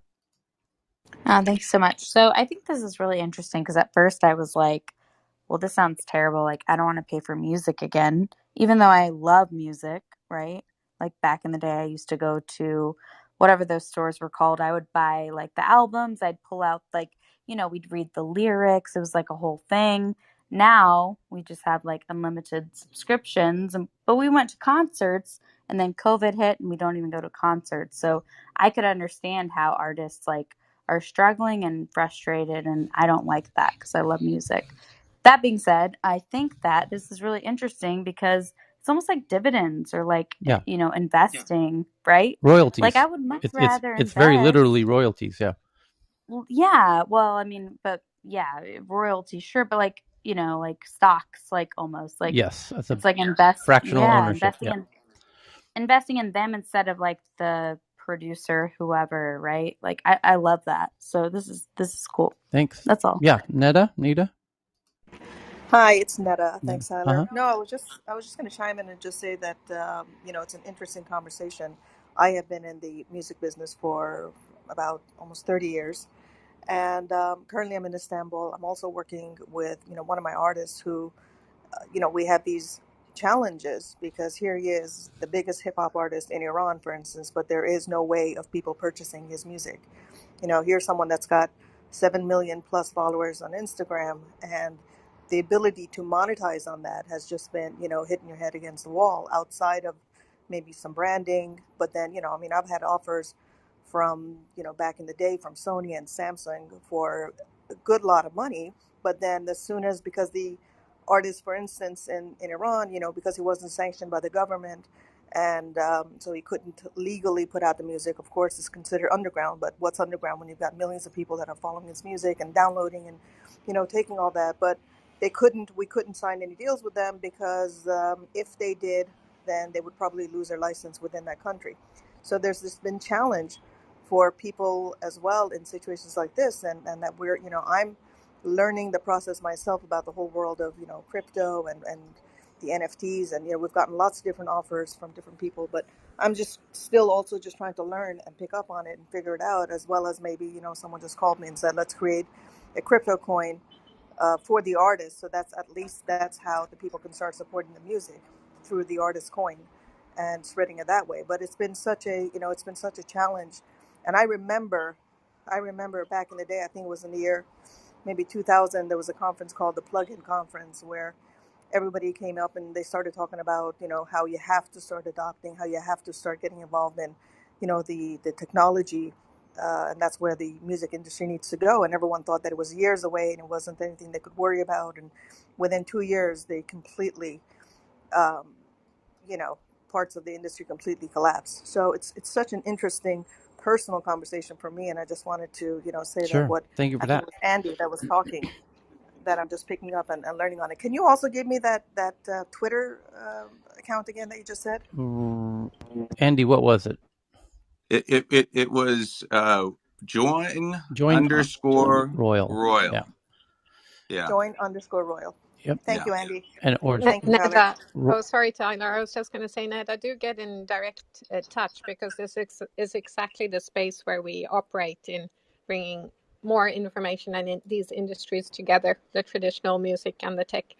And that's where innovation, collaboration, that's what we believe in because we gather all the info. So you're welcome to Absolutely, join us. absolutely. I'll get in touch with you guys on the private messaging. Thank you, guys. Sure. Dana or Showtime, you had your hand up, I think, on this point, yeah? Yeah, thank you. Thanks for inviting me up. Yeah, I was just intrigued by the last speaker. They talked about being in a hip hop artist in Iran, and I'm just listening to all this tech news. I'm here based in China. I just want to say that a lot of the information about tech and music industry about China, it's really tough to get good information in the West. Every time I read the news, it's always outdated and late. And there's just so much going on over here with NFTs and centralized digital coins, centralized bank digital coins, the music industry. I can't even express it. And so I'm just happy to be on this app to connect with people. And all I can say is I just hope somebody reaches out to me, someone that's in the know and wants to take advantage of the opportunity. Just reach out to me because it sounds like the market is oversaturated and moving kind of slow in the States. And over here, things are just moving like extremely fast. And people need to catch up. Do you Dana? Do you think a similar model will evolve or develop in China, or if it hasn't already, with NFT fractional ownership for music writing and whatnot? It already has, yeah, and on a much massive level. And just people are just not aware of it. Oh, wild! Alibaba is just about to launch an NFT platform, and based out of Chengdu, yep. And it's just much more massive. Like I work with Tencent. Yep. And the things that have happened in the past few months, I can't even explain it. I'm like the amount of wealth that has been made and lost, and how much is being spent on music and entertainment right now. I just did like a 7-figure deal with yes. You might be able to answer a question I have, which is I'm wondering, I mentioned the question of will potentially Spotify partner with this startup called Royal, or if they don't, it's likely they might introduce it themselves, a competitor to Royal, where to allow artists to sell. Artists can sell their virtual goods and their actual physical T-shirts, or their virtual T-shirts, or their future concert tickets, or their virtual concerts inside of their own social audio app. Or could artists start selling fractional ownerships of their future songs? The artists who actually own their own rights, which is, not many of the very big artists, although Avicii was one such artist, where unfortunately Tim is no longer with us. But if he were, would he then be able to sell on Spotify directly fractional ownership? And then in that case, Spotify really could pay the fractional owners of the songs their streaming rights. So the reason I want to ask you this is, what is the Spotify of China, and are they already doing this? It's Tencent. Tencent is the Spotify, Facebook. Yeah, I get that. Amazon. Yeah. So people pay for a subscription for unlimited music. Yeah. Yeah. And then, but the question is, does Tencent allow artists to, on that platform, to sell fractional ownership of their songs in the similar way that this new startup is doing? I think Alibaba is. I mean, my friend just, I just talked to him the other day. You want to talk about rappers? This guy is a rapper who made the rap for Xi Jinping, literally the voice and song of Xi Jinping. And he's one of the first people I know that are going to be on this Alibaba platform with NFTs. And I think that's the first offering with Alibaba. Tencent, no, not yet. Not that I know of. Okay. But Alibaba is. Already. Thank you. In a month. Yeah. Very cool. So the next big headline is yesterday we read that a lot of Reddit moderators and community members had signed a letter addressed to Reddit CEO saying that Reddit needs to do something about all of the COVID misinformation. And so now Reddit CEO responds after calls from users to purge the site of COVID-19 disinformation, saying, quote unquote, dissent is part of Reddit and the foundation of democracy. Uh-oh. I don't think that's what they wanted to hear. Some of the most popular subreddits are protesting the proliferation of COVID-19 disinformation and conspiracy theories on the platform. Moderators from several high-profile subreddits are now calling on the site to do a better job of curbing the spread of disinformation. Here's a quote. It is clear that even after promising to tackle the problem of misinformation on the site, nothing of substance has been done aside from quarantining a medium-sized subreddit, which barely reduces traffic and does little to stop misinformation. And then the thread titled, "We call upon Reddit Hey, to..." Siri. Hold on one second. Okay. Then the post has been upvoted 160,000 times. Reddit pushed back 8 hours later with a post from CEO Steve Huffman. It didn't mention the thread specifically, but there's little doubt it was a response to calls to ban subreddits that spread disinformation. Huff began by saying the CDC was the best source of up-to-date information about the pandemic and urged people to get vaccinated. We appreciate that not everyone agrees with the current approach to getting us all through the pandemic, and some are still wary of vaccination. Huffman said, dissent is part of Reddit and the foundation of democracy. Reddit is a place for open and authentic discussions and debate. This includes conversations that question or disagree with popular consensus. This includes conversations that criticize those that disagree with the majority opinion. This includes protests that criticize or object to our decisions on which communities to ban from the platform. Huffman said that Reddit appreciates that some people wanted them to ban communities that challenged the consensus view, but stressed it would only take action against subreddits that are manipulating or cheating Reddit to amplify any particular viewpoint against its policies. He specifically mentioned people peddling fake vaccine cards or encouraging people to drink bleach. We will continue to use our quarantine tool to link to authoritative sources and warn people they may encounter unsound advice. He said, we humbly ask and encourage everyone to report content that may violate our policies. I would highly recommend staying out of this, as we're pretty much a neutral ground where both pro-establishment and those against can unite to discuss things freely. A top reply said, no one from X. So anyway, so they've responded. I'd believe them if they didn't just silence any articles that are negative about China, who's, basically their owner now. Now, this is the other hot issue in Reddit land, as all regular Reddit users know, is that they have Chinese investors, and that topic comes up every day now in Reddit about how they are moderating negative or viewpoints that are critical of China, and so why aren't they moderating content that's critical of vaccines? It's an interesting point.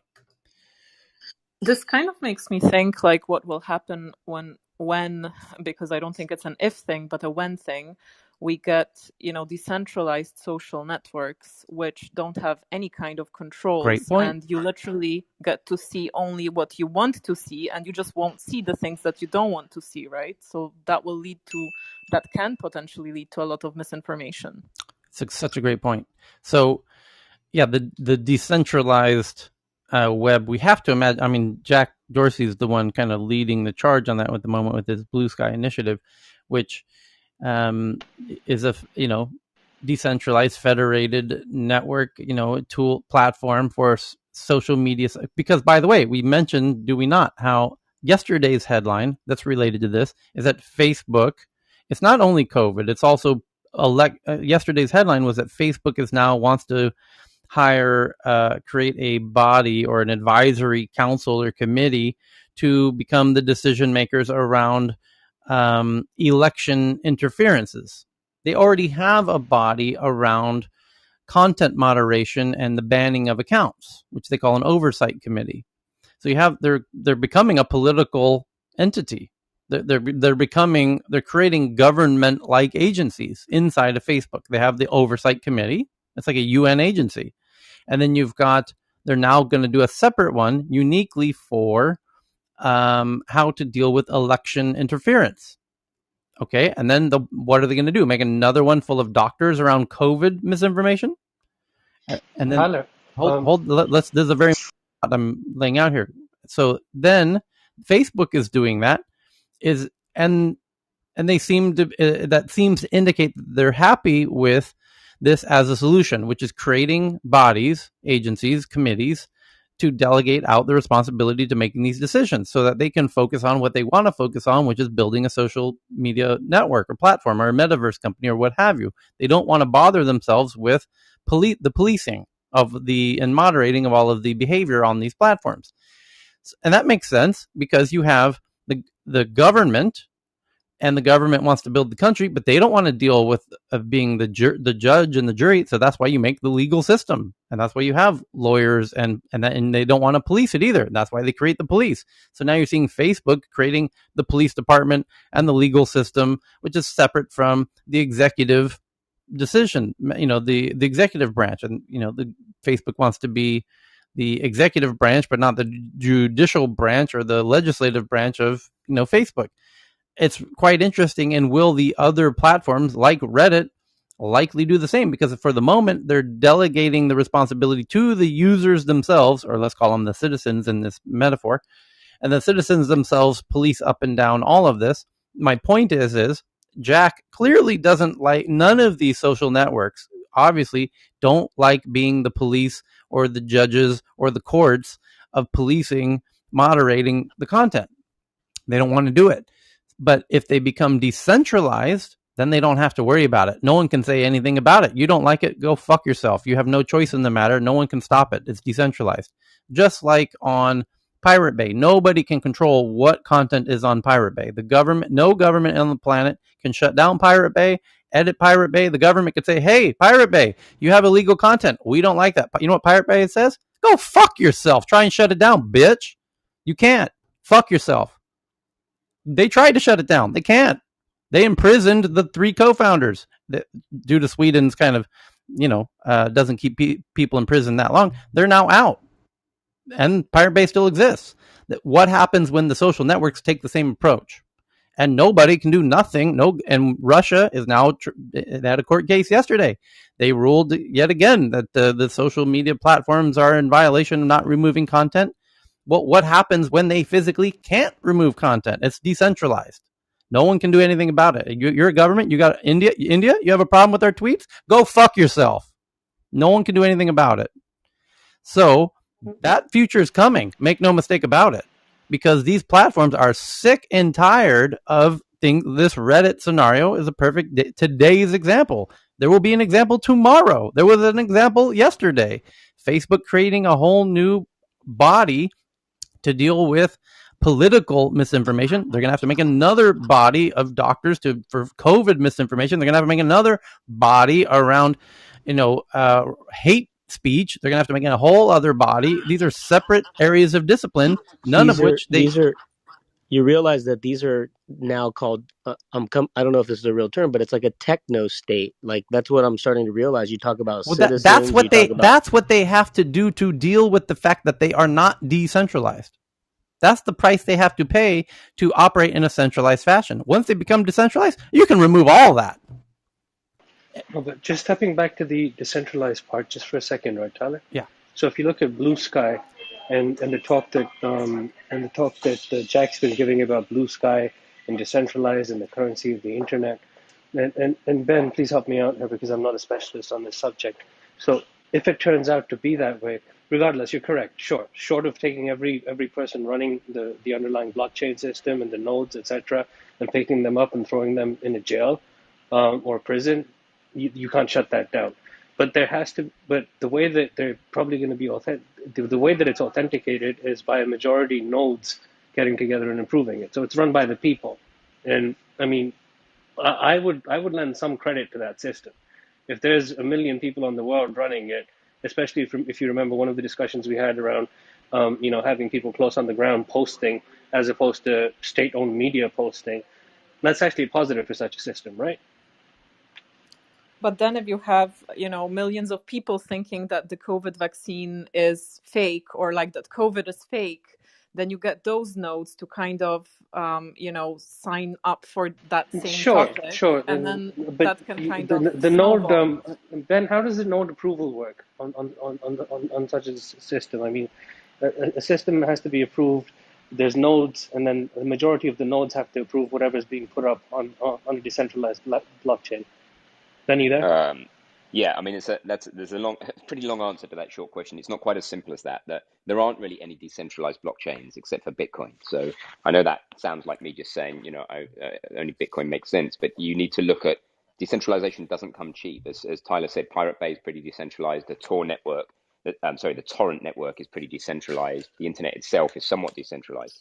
But there's not many other systems we've made that are actually decentralized. In most cases, you can find simple, cheap attack points where these systems can be controlled. So it's not quite as simple as just nodes. To achieve decentralization, you need it's an interplay between a lot of factors, at least nodes, miners, and developers. But you've also got to consider participants and the corporate companies, the exchanges, and all the rest of it. Participants as in owners of the coins and so forth. So it's achieving decentralization is a little bit of a subtle concept, and I'm not sure I can give you a quick answer on it. But my general comment is that you don't just click a button and make something that's decentralized. Very few things humans have made are actually decentralized. Yeah, you'd have to intentionally do it. You're not going to get there by accident. But the one Reddit power user says, terrible statement from Reddit CEO essentially saying that COVID-19 disinformation is allowed on Reddit. Ironic that the post is about debate and dissent, yet the comments are locked so no one can debate nor dissent. Huffman will eat his words tomorrow.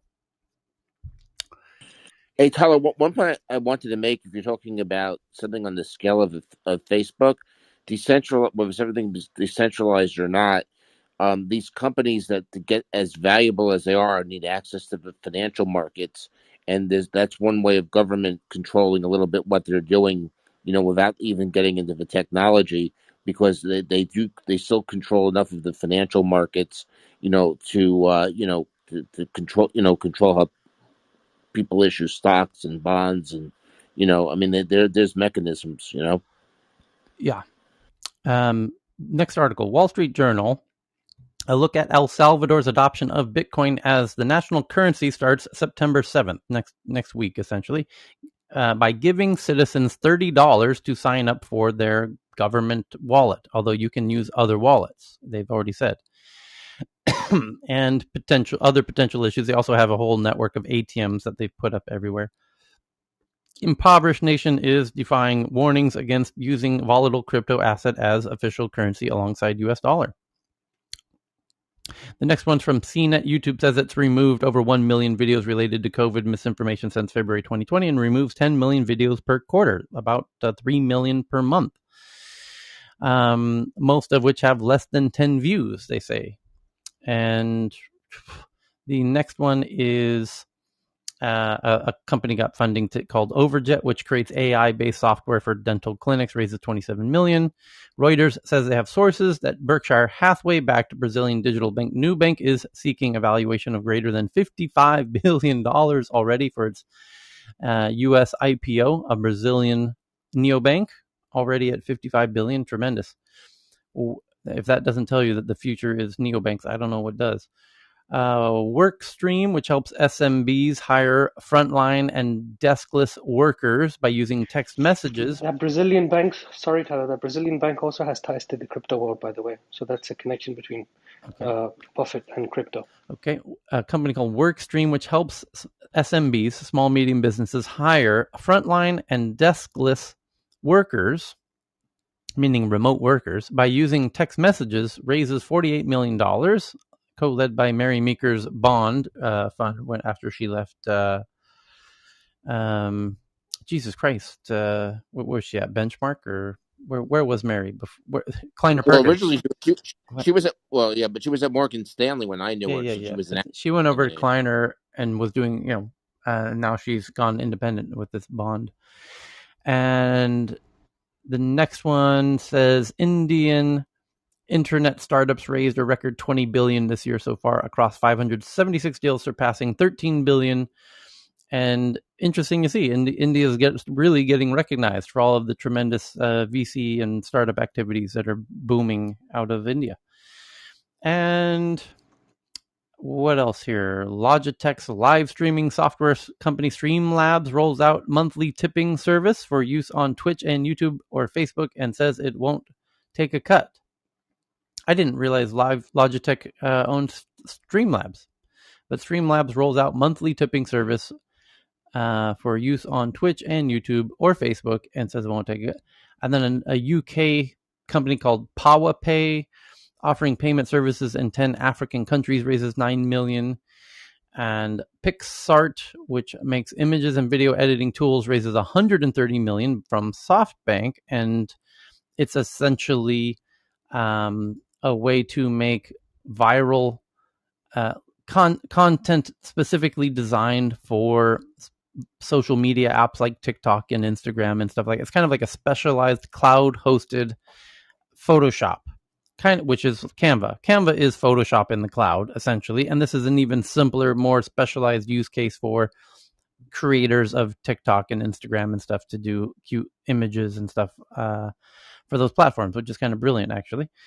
And other interesting ones, Razer, which is headquartered in the US but is listed in Hong Kong, says it is considering a secondary listing in the US. Long-term stock exchange, this is an interesting one. A Silicon Valley-based rival to the New York Stock Exchange says Twilio and Asana will list their shares on Thursday, the first companies to do so.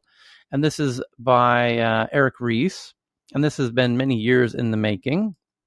Silicon Valley wants its own exchange for shares of tech companies. As Anil Dash says, this is exciting news and a meaningful positive change for the incentives and rewards that shape so much of tech. Kudos to those involved for being the kinds of leaders who embrace these deeper, less obvious innovations. And Tim O'Reilly says, what an achievement. This is a real milestone in improving the objective function of our financial systems, which, as I have often noted, is really the first rogue AI dedicated to ruthless optimization of the wrong thing. It is very cool. And then the New York Times article says, a look at China's evolving approach to state-sponsored hacking, which borrows from Russia and Iran and increasingly relies on private sector hackers. And we did a deep dive on that article when we met here 12 hours ago. Paul Moser, who is the New York Times tech guy for China, and he does more than tech for New York Times out of China. He's a fantastic person to follow on Twitter, by the way. And he's a friend of David Chang, who joins us regularly from Beijing on stage. And he introduced me to Paul, actually. But Paul is the New York Times guy for China. Although he was forced out of China, mainland, he's now bouncing between Hong Kong and Taiwan and others. But he wrote this article about how China has continued to evolve its complex way of hacking America. And now they are hiring technical students, hackers, and keeping them at kind of arm lengths, and using professors at the universities to do this, and creating teams of different hackers who are hacking to make it look like that the government itself isn't hacking. It's a thin veil of separation that is easy to find out, because you can find out that the professor who hired these students to do the hacking has earned awards from the CCP and has bank accounts tied to the CCP, and it's, they need to go another step beyond. But it's essentially what Russia does as well. But it's a whole look into that. So that's a really interesting New York Times article about the ever-evolving ways that China's doing their hacking. So then the next one is from CNBC about Microsoft hired a 15-year AWS veteran. Bloomberg has an article, a look at the small team behind the Twitter account, the @Twitter account, and how it's changed its tone over the years. And that's pretty much it for the big, boring tech articles that your cousins and coworkers will talk about at the next company barbecue next week. But Hey, Tyler, this Microsoft hiring of this guy from AWS is a relatively big deal. This guy was like number 2 to Jassy, and apparently he got passed over for something. So he's just he's not just anybody. He's a big deal. Yeah, he got pissed and jumped. So super senior AWS person going over to Amazon, and that's one of the biggest battles in tech is Google Cloud versus Microsoft Azure versus Amazon Web Services. Those are the 3 big cloud companies, and they're trying to suck up everybody into their clouds, and they're very incredibly competitive with each other. And I know that personally because they all compete to be sponsors at my events, and they wine and dine me to see who's going to be the exclusive cloud sponsor for. And it's not me; it's every tech conference everywhere gets approached to be, who's going to be the cloud sponsor for this tech event, and they are very competitive in every capacity. So we are going to get into what everyone here has been waiting for, which is not these big boring headlines that we just covered, although they were hardly boring today. There were some really good ones today. The more interesting headlines that everyone's been sharing on Twitter, and here they are. And these are the interesting ones that your cousins and coworkers have not yet noticed are the actual interesting headlines. But we, as the geeks, understand that these are the more interesting headlines that they will be talking about, 6 months from now. So here's one. That Tesla files to become an electricity provider in Texas. Tesla has also built several utility-scale energy storage systems around the world, notably Australia, but typically hasn't functioned as the retail electricity provider there. And that's a very interesting development. And it's hard to overstate how interesting that could turn into if Tesla is able to generate power much more cheaply than cities can. And let me just solve that riddle for you. They absolutely can. So could they not then become an alternative to the traditional city grids? And the short answer is yes, they can. So if that's the case, they could. That could get very interesting very quickly. And they could do interesting things. I'm sorry, Ben. Well, no, I was just going to say the interesting thing about that is they can, and it's fascinating and it's so cool. But they rely on, I think they're going to be relying on the grid to transmit the power between houses. So the idea is each house pushes power back into the grid as needed, which is a fascinating concept. The interesting thing about it, almost not quite politically, but from that standpoint, is you're going to need their wires. You need somebody else's wires to connect your house to the neighbors. No, people aren't going to go draping their own wires around. So I wonder how that plays into it. Right. So in California, we have deregulation, right? And so one of the interesting plays I see in California is you sign up for Tesla Power, right? They're part of the grid, and their deal would be they're selling you the cheapest power because they can store it overnight or produce it at off-peak hours and serve it during peak at off-peak rates. That would be the big game changer because their technology enables that. For the most part, AC power is always generated in real time, right? And that's the big challenge. You don't really have the ability to store AC power the same way you can store DC power. So with the batteries, they enable a system where if I'm a Tesla subscriber, I'm always going to pay the cheapest rate, no matter what time of day it is, because Tesla's generating at the cheapest rate and serving it 24/7. That's a great point about the batteries. Give somebody asymmetrical power, but ultimately, whoever controls the distribution, meaning the cables, Ben's exactly right. They ultimately have the power, no pun intended. But the same with the delivery systems that we talk about. Whoever actually makes the delivery to the house ultimately is the control. Very similar, analogous to the cables. The cables are delivering the power between, to the end user.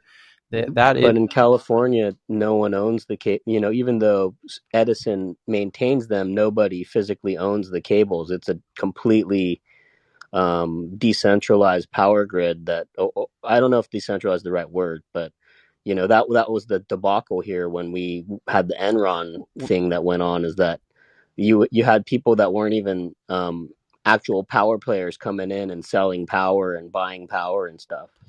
Yeah, but then perhaps it's not a coincidence that Texas was chosen for this because of Texas' unique kind of structure of their power grid.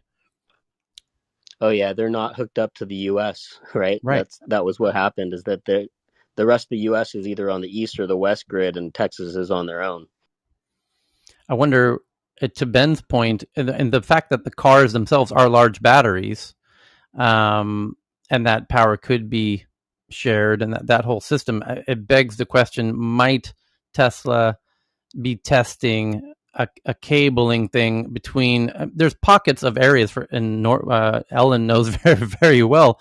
I mean, Norway is Tesla land. I mean, half of cars driving on the road are Teslas. So you could have, and by the way, it's something 90% of cars bought today in Norway are EVs. Those are very large batteries.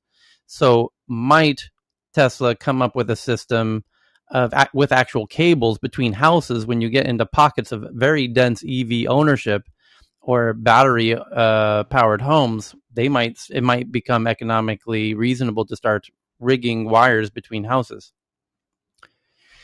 Interesting thoughts there. So, Ben?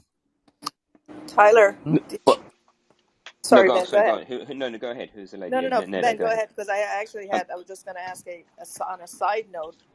I don't know if you saw or if you covered that story, just, talking about batteries and charging. Did you uh, see or cover the story about the scientists developing a stretchable sweat-powered battery for wearable tech? Yes, we've touched on that one 3 weeks ago. Well, 2 weeks ago. There's a fun image of it. It was in a lab, and it's basically a film. That, as you said, is stretchable, and it essentially it harnesses the energy embedded in your sweat. So a watch could it's quite inevitable, actually, if you could generate some amount of energy out of your sweat into the watch band that keeps the watch powered much longer. Why not? Kind of makes sense. Curious what other versions might work. Notably, earbuds in your ears actually don't require that much power, like Bluetooth earbuds. And watches also don't take that much power. It's conceivable that watches eventually will be powered by sweat through the watch band, but also earbuds through sweat in your ears eventually might also be another example of that. So curious to see what other materials. I think it's going to be thermal harvesting From heat on your body. technology as the thermoelectrics get better. Yeah. There was a truly fascinating article on the earbuds thing yesterday or 2 days ago of reading your mind, actually. And I know that sounds science fiction. It's not at all.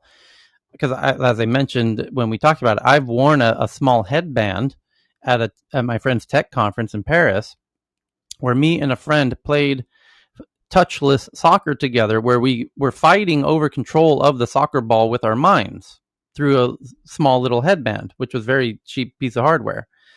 And this somebody came up with earbuds that can also read your mind.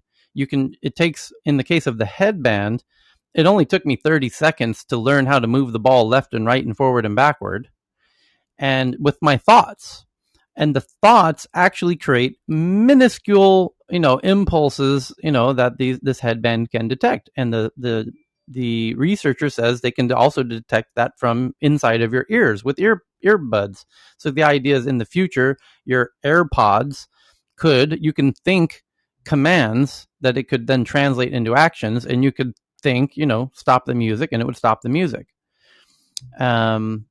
So a really interesting developments in the future in that sense as well. So other interesting articles coming up is Poppy just sent this one in from CNBC. The company Neuro is building a test track and factory for its delivery robots in Las Vegas. Unlike other driverless vehicle ventures, Neuro is focused on making zero-occupant robotic electronic delivery vehicles. And now there's a photo, not rendered photo, actual photo. It could be photoshopped. Look for yourself. I just twatted it on Twitter at TNATW, and it shows the Neuro vehicle that will pull up in front of your house. It's electric. It's autonomous. Once it arrives in front of your house, the roof pops open, and there's your groceries. And there's a way for you to pay and authenticate with your thumbprint that it's you, or your face scan or whatever, and you can see it right on the vehicle. Check it out on the Twitter account. There it is. That's the future right there. So we've been seeing a lot of those vehicles. There's dozens of companies working on nearly identical vehicles to do the delivery to your door. And Vegas makes sense because sense in the world. The hotels don't really even have room service anymore, and the drivers aren't coming upstairs. Like, they're not going to burn 20 minutes parking and going upstairs. So they now tell you, meet me downstairs, come grab it, right? So this is the perfect use case scenario where the customer's already conditioned not to have door-to-door delivery, but a kind of a partial, partially self-service delivery. And so, like, this little thing shows up, they probably will use the phone to unlock a little cabinet that belongs to your order, and they'll probably queue there for a few minutes and then come back. So I'll shut up. So Renjith just reminded me. Renjith, jump up on stage if you would. And I think most of you know he works with me on my events in Stockholm. And he reminded me about Tibber, which essentially is doing this electricity grid alternative in Stockholm already. Can you say a bit more about it, Renjith? Hi, Taylor. Thank you. Yeah, so I know Tibber, one of the founders, met him in a couple of your events. So what they do is, like, they take this green energy from the sources and they just do the distribution. But the important thing they do is that they only take clean energy. They don't take renewable energy. They don't take the other source of energy, but they provide the whole infrastructure, which includes right from the billing, finding the customers, billing, and whole infrastructure as a cloud service. So they don't generate or any energy, but they promote these small providers who are building this green energy and create a platform for them to distribute it. So that's what exactly they do, and they have been doing it for, I think, many years. And Well Street, hope you know, Tyler. They are one of the investors for them, and they have been doing tremendously well. And I think they have offices both in Norway, which is known for the green energy, and in Stockholm. I don't know whether they are venturing into other places. Thank you. Yeah. I had forgotten about them. And yeah, we have seen them at the events, and both our friends at Wall Street and Peter Stordalen. Everyone in Scandinavia knows who Peter Stordalen is. He's one of the wealthiest billionaires in the region, owns a huge percentage of the hotels in Scandinavia, and he's a big investor in Tibber. And yeah, they are creating a grid alternative, green grid alternative. Thank you for the reminder on that one. So the next, we covered that Neuro car that you got to look at the Twitter account to see the photo of it. That's it. Tell me that isn't the future. The next one is that the Rally coins, which our friend Jeremiah and I think Evan and Dr. Francine Hardaway are all fans of. And Jeremiah has been quite persistent on trying to get me to adopt Rally for tech news around the world. They did just do a big partnership with UTA, which is the United Talent Agency out of Hollywood, and they are one of the super powerhouses in Hollywood. These big agencies like CAA and UTA kind of run Hollywood, actually. And they that's where all of the talent is usually part of, UTA or CAA. And they did a partnership with Rally.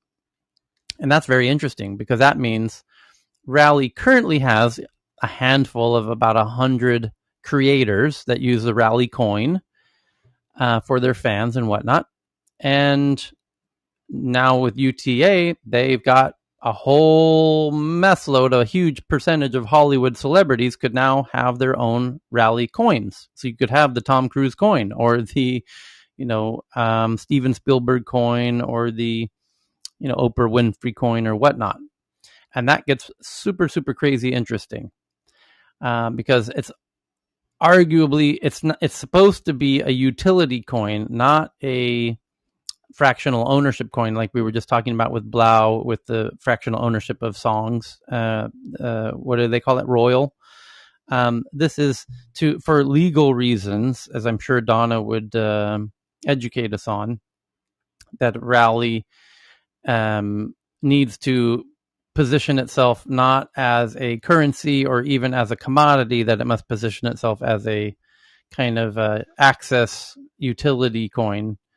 There is another issue, yes, Tyler, Ben? with all coins Yep. like Rally, is that you're not going to solve the double spend problem with a small project.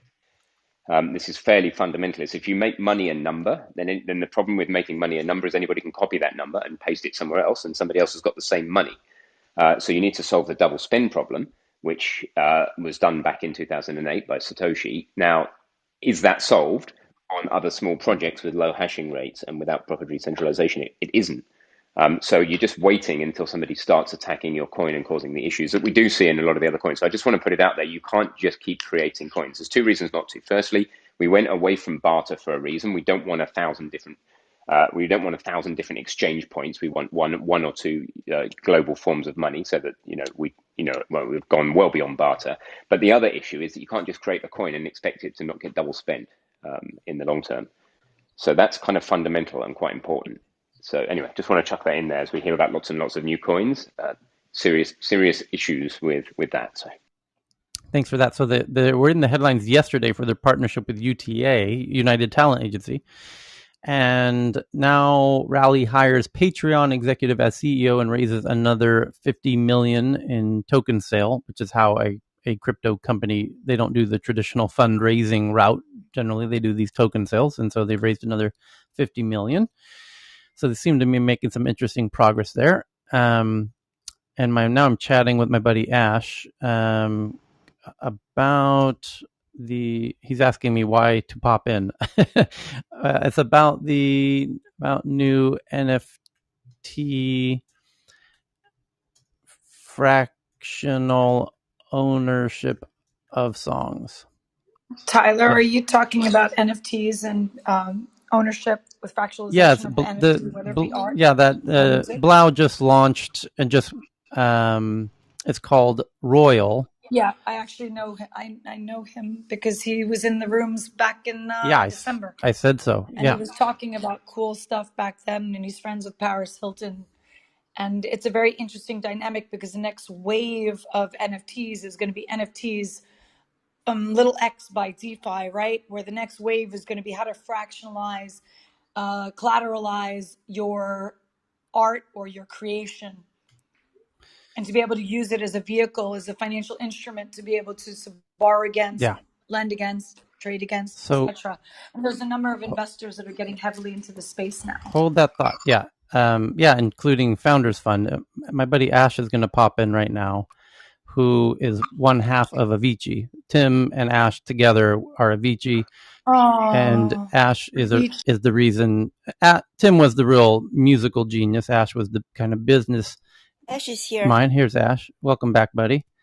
Welcome back, Ash. And Ash is also now one of the best tech investors in the Nordics, and was also, just a whiz with the music biz. And hey guys, hey buddy, welcome back. What do you make of this artist Blau, who's you certainly must know, have heard of, and he launched Royal today, and he got funded by Founders Fund, and as you obviously know, it's about giving fans the opportunity to have fractional ownership of songs to become royalty earners and co-right earners. And the question I'm wondering, first of all, what do you think of it? And then my personal question is, might streaming platforms partner with them or copy them? Well, I mean, first of all, I love that approach just because I think it's well due in time for that to happen. But I mean, it's been around. I have a company called Indify. I don't know if I ever told you, but that's exactly what Indify does, and we've had insane traction with NFTs, with that platform. Not with NFTs, See, but NFTs. That to me is the difference, though, isn't it? Well, NFTs is just, I know. To me, in the music space, it's just another way of controlling rights. Yes. It's just set on different, in a different structure, in a different form. Right. But essentially, for it to work, it needs to have the structure that rights management today or for the past decades have had, which is, there's enforcement, there's policies, there's rules, there's organizations that help you make sure that you get whatever you're due as a rights holder. So unless NFTs get the same kind of policing or governance, it won't really make much of a difference. Like, what's the point of owning the rights to a picture or some type of creative work if no one helps you enforce it? Because you're not going to do that work yourself. You're not going to monitor every site in the world or every outlet or every use of said right on your own. Yes. So you need these things in place, and this is what I think a lot of people don't really understand with NFTs. It's like that structure, that infrastructure is not yet in place for NFTs to be as valued as traditional rights in the rights management system that exists. So it will happen, obviously, but it's just not in place yet. But I think it's a great thing to offer the public a way to replace. How do we imagine people like the streaming platforms feel about this? Might they eventually partner with somebody or create their own such scenario? I mean, I think they're pretty open. They're not, in my view, in my experience, streaming platforms, most of the, I mean, they're not that many, but the ones that do exist, they've kind of been held back by how the oligopoly that the major music industry has been in. I mean, there's basically three major companies that control the music industry, and you can't really play the game unless you play with them, if you know what I mean. Yeah. So I know that it's very much high up on the wish list of some streaming platforms, the biggest, to fragment that power in order for them to do more for the artists. Right. And I sincerely believe that's what they want to do. Well, I think they're very open. You were intimately involved as an artist on these platforms, and I mean, you're in a little town that happens to be the same hometown as the biggest streaming platform, and you happen to be very close personal friends with the CEO of such streaming platforms. You would kind of know if they are actually artist friendly or not at the end of the day. Oh, they are 100%. Right. Definitely. So I think that's where they also misunderstood, they have as a core value that they want to help the artist. They just have to play the game by the game's rules, and Right. the rules of the game right now Are is changing. that you have to comply with the labels. Right. But that will change for sure. The same way things have changed for other industries based on digitalization, it'll change for music, or it is changing for music, and it'll keep changing for music. So this is one of those things that will allow it to change. I mean, there's another company that I was involved. The only crypto project that I've ever been involved in and was part of starting was Audius, which I don't know if you saw the news, but we partnered with TikTok as the official streaming service for TikTok last week. That's right. Yeah. Ash, I was just going to ask you about Audius. It's a May up above. I was Yeah. just going to ask you about Audius because I'd seen that, and I think I brought it up as well in another room because it's a decentral. I wanted to bring it up to you, Tyler. It's a decentralized streaming platform where artists could actually upload their tracks straight away. It's like SoundCloud on the blockchain, basically. But then, there's no centralized place where that's controlled. So, it's good and bad, to be honest. The good is fairly obvious. The right sits with the copyright owner, the person who uploads the track, and they have full control of said right, and they have basically all the income from that work. But the challenge is conflict management, obviously handling someone who comes in and says that's my track, or I was part of that track, or whatever. So it's something that we've been dealing with since day one, allowing for conflict resolution in some shape or form. But it's everyone's problem. I mean, it's any DSP, any streaming service, any distribution platform, they have the same issues. So it'll always be there. Yeah. I think the platforms are going to do. But it'll be such a conflicted thing with the labels, of course. But if they allow artists who have their own rights because check this out. Did you see? I don't know if you did. We haven't mentioned this in our chats, but Spotify it's now on their job postings. They posted for a e-commerce platform developer to e-commerceify Spotify, so that we can only imagine what kind of products and services artists and creators on their platform will be able to sell. But we have to. Well, TikTok did that with Shopify too. Yeah, they just exactly. They just announced it in the last 48 hours. Yeah. Yeah, so I think it'll be the same type of approach. Exactly. I mean, but let's think about the interesting things that enables. All of the artists on Spotify today could in the near future sell their merch through their Spotify profile. They could sell digital merch through NFTs potentially. They could sell virtual concert tickets to virtual concerts performance now that Spotify has their version of Clubhouse where their artists can perform in there for their fans. They could, which by the way, Twitter just today and just finally launched their version of ticketed Twitter Spaces, which is their carbon copy clone of Clubhouse, where you can now charge to enter their audio space rooms, and artists could charge money to perform in those rooms. Spotify could do the same for their artists on their platform. And you could also potentially sell real concert tickets on Spotify. You could also sell fractional ownership of your songs. Yeah, definitely. Here we go.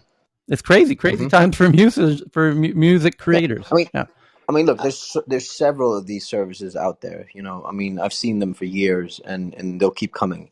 So it's nothing new. It's just, I mean, the biggest challenge, just so you understand. I mean, many, several already do probably, but just for me to lay it out, the biggest challenge, the relationship with the labels.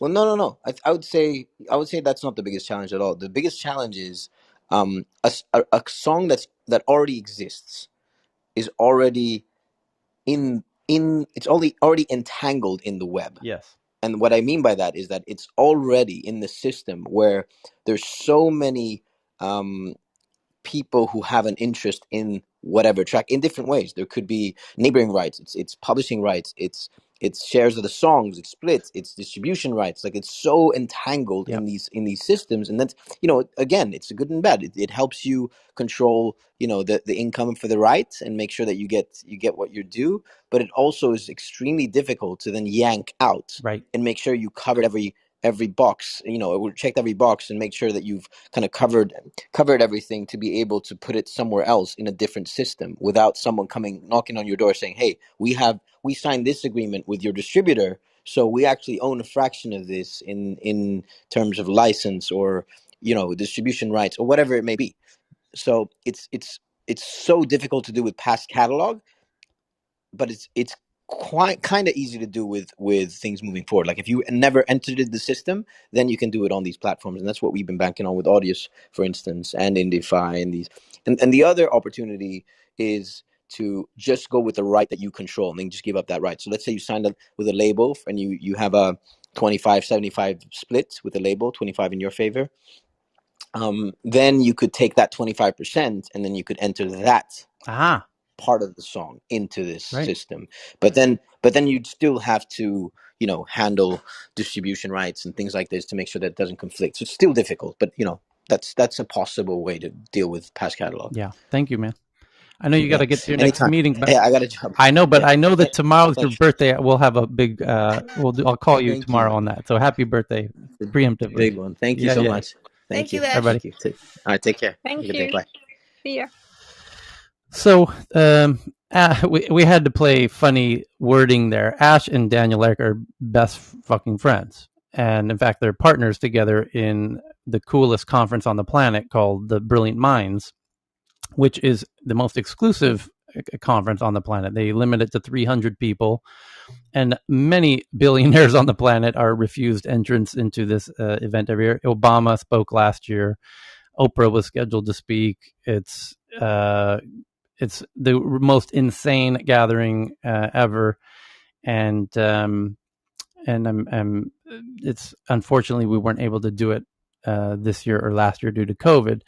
But Daniel Ek and Ash are the founders of Brilliant Minds, and so they're obviously incredibly tight as we go to the gym together. And Ash is, as I said, one of my very dearest friends. And he didn't want to say that he knows for a fact, what Spotify has planned. And I might know a lot as well. But that's why we're saying, what are the streaming platforms thinking? We know goddamn well what the streaming platforms are thinking. We just can't say a lot of times. We have to be careful.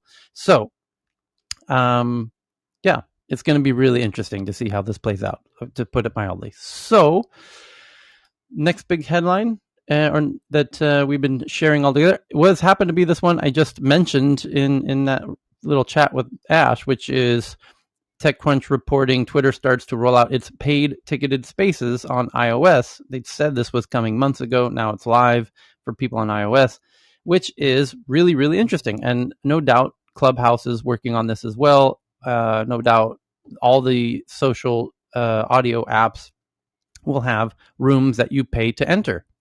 And the question is, how much will the room creator get and how much will the platform keep? And they'll all approach that differently, of course. I think it's fantastic. And the really interesting bit, of course, is, what kind of rooms will they create? In the Spotify case, if they're able to convince their artists to, do virtual concerts, essentially. You can imagine if they're charging $5 to enter the space, and Taylor Swift has, 100 or has 1 million fans pay $5 each, that's $5 million to play her acoustic guitar, on her toilet for an hour.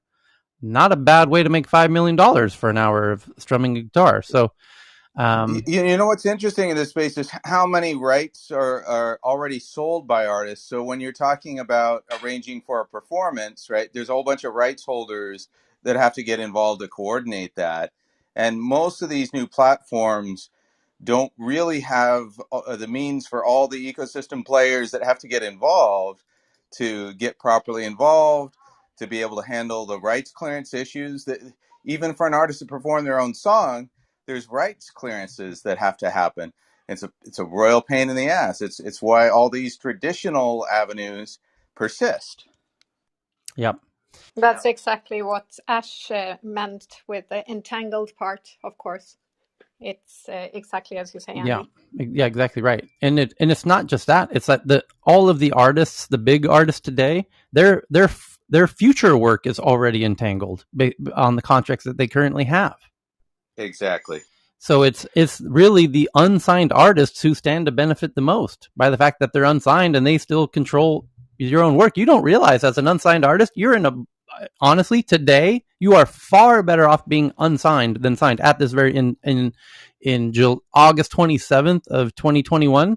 I would much prefer. Well, if you can get the attention and engagement, right? This is the problem, right? There's a limited amount of human attention and engagement, and the traditional gatekeepers have already figured out the choke points for that human attention and engagement. And the trick is, how do you, as an emerging artist, navigate through this mess? Because there are plenty of platforms that you can think of as full of low quality artists. There are very few of these that have high quality artists. And so what you want to have is a scenario, and this is what Pledge accomplished, but unfortunately they blew up for some in retrospect, unnecessary reasons. But you've got to be able to create a platform that attracts a combination of legitimate existing talent and good emerging talent, and doesn't become the kind of bin for everything that everyone that can't be signed by traditional labels because they frankly don't have the quality or the reach. Right. So But the this challenge, is what oh, sorry. I just wanted to say that the challenge is, of course, exactly this, that it's 80% of the time is spent from us on in convincing, just think before you sign anything, because it is forever and such a long time, more way beyond that. But also, yes, it's as you say, Andy, it's this catch-22 situation, but there are companies and there's lots of music tech already available, like Amuse, where they don't take your rights. So it's, as Tyler was saying, the future, and also Ash, and we were hoping that would happen already at Oh the yeah, that's era the of future for sure. Spotify. It's Well, crossing the chasm, right? That's the big question. How do you cross the exactly. chasm? Exactly. That's the what that's what I spend 24/7 working on. That getting accelerating this process, and I truly believe and see it happening in front of our eyes, not only in Stockholm but out of Stockholm into the Nordics, into the world. It's Oh, there. it's The inevitable. tools are there, but it's also, of course, there are, as you say, the gatekeepers do not want every new artist and everyone we believe that's going to be a huge success signing right now, to know that you can actually, you should, we say, look at it, as Tyler says, look at it as if you are this fantastic startup. You control 100%, and then the whole system should be reversed, that you decide, yes, I'm doing this with Amuse, then you get this while I'm doing this track, not my whole life. But that And just requires divide. investment of attention and engagement. And that's the Yeah, thing. A lot of exactly. really good artists and their managers don't want to invest the attention and engagement in learning the No. alternatives, right? That is the number one problem. Yeah, that it's a they huge try. challenge. I think the future of music is going to be something akin to Clubhouse and American Idol, where you have a show like this and like, hey, someone in the audience who's talented, pop on up. We give you 20 seconds, and if people are clapping, you keep going. I think that's one of the avenues they might try, and look at the engagement this room has. We have 400 to 500 people here religiously checking in. This is the highlight of my day because it's that sticky. And I think, Andy, to your point, it's that we have limited attention. So I think these interactive medias are really going to take off. That's why you see social commerce so important. Imagine when you go and your favorite social commerce star says, hey, Cammy, how'd you like that necklace you bought last week, in front of about 500 people? Like, that's that engagement that you really can't get anywhere else. And if Taylor Swift says it, your entire Well, you're going to be exactly. tweeting It's about all it. a question of how do you remove the friction in between, right? And we talk about this all the time here, although we don't always talk about exactly how that friction's being removed. But that's the question, right? And that question is never going away. And every industry that's being affected by the growth of the dominating social commerce, internet, metaverse, whatever term you want to use, right? It's all a question of how do you remove enough friction that you become the mainstream, the obvious choice, right? And that is easier said than done. Okay. Twitter. So here we go. And again, we have Tyler that actually have brought this to us already. He has already congratulated people for buying the Tech News mug online. So we're already there. And again, Tyler was right. Well, no, but Jeremiah, who's really pushing to have us adopt the rally coin for tech news around the world, but I honestly think Clubhouse, because Clubhouse's main investor, Andreessen Horowitz, is also the main investor in Rallycoin, which is rally.io. And I think that would be a killer combo. I honestly think it would be. I think that would be truly fantastic. Like a Clubhouse coin to incentivize creator. We'd have a virtual currency. It's not even virtual. You can trade it for real fucking money. I mean, it is an exchange. Yeah. It's on Coinbase. Well, just accumulating coins from this, the time that you're spending in rooms, right? When you're speaking and people like what they're getting, and they're spending time in your room, right? If you're exchanging coins in the background kind of automatically at the rate at which you're providing attention and engagement, right? Think about what that would mean over time. Yeah. There's a huge opportunity there for sure. So the other interesting headlines that people are tweeting out here, this one from Poppy, Zoom update adds raise hand and thumbs up gestures. That's quite cool. So people know you have something you want to chime in with. It's kind of inspired by Clubhouse in a way, potentially. And Vietnam is Asia's next green energy powerhouse. Here's why. Vietnam has demonstrated its seriousness in pursuing the green energy transition. Vietnam now boasts the highest installed capacity of solar power in Southeast Asia, generating 16,000 megawatts, which is 6 coal plants worth of power. They've laid down enough solar to essentially replace 6 coal power plants in 2020. So great to see Vietnam ramping up. Although they have a lot of the production of the solar panels is happening right in that part of the world.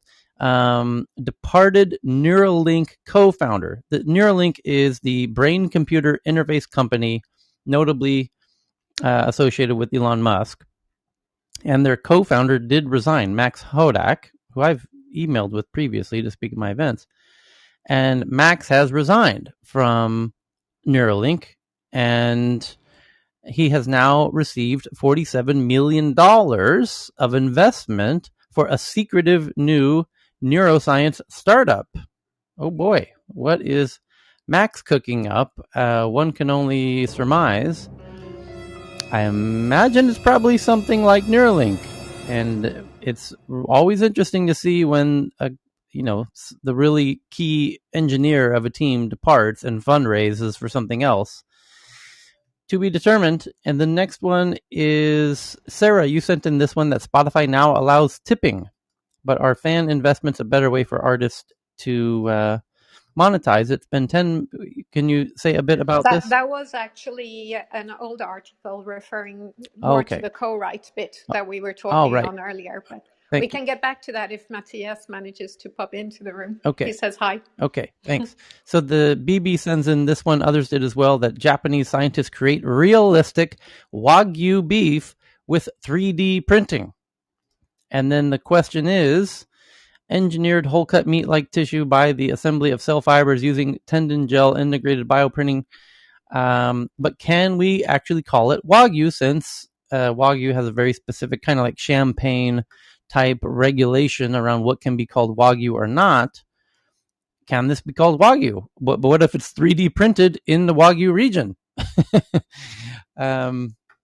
Yeah, so it's a wild concept because if you're going to sell lab-made beef, why not make the really best, the best beef? Why not digitally replicate? Why not grow the very highest grade beef? Well, of course you would. You're not going to make the shitty low grade beef, that in White Castle hamburgers. You're going to make Japanese Wagyu A5 grade beef, would you not? It's incredibly expensive stuff. And what if you can make that? Beefs have different grades and they have different prices for those grades. The best A5 grade beef is incredibly expensive. So why wouldn't you then? You might be able to make lab grown, digitally or cellularly, molecularly, biologically identical beef to A5 grade Wagyu beef in a lab at less than the cost of actually doing it with cows. And less environmental impact too.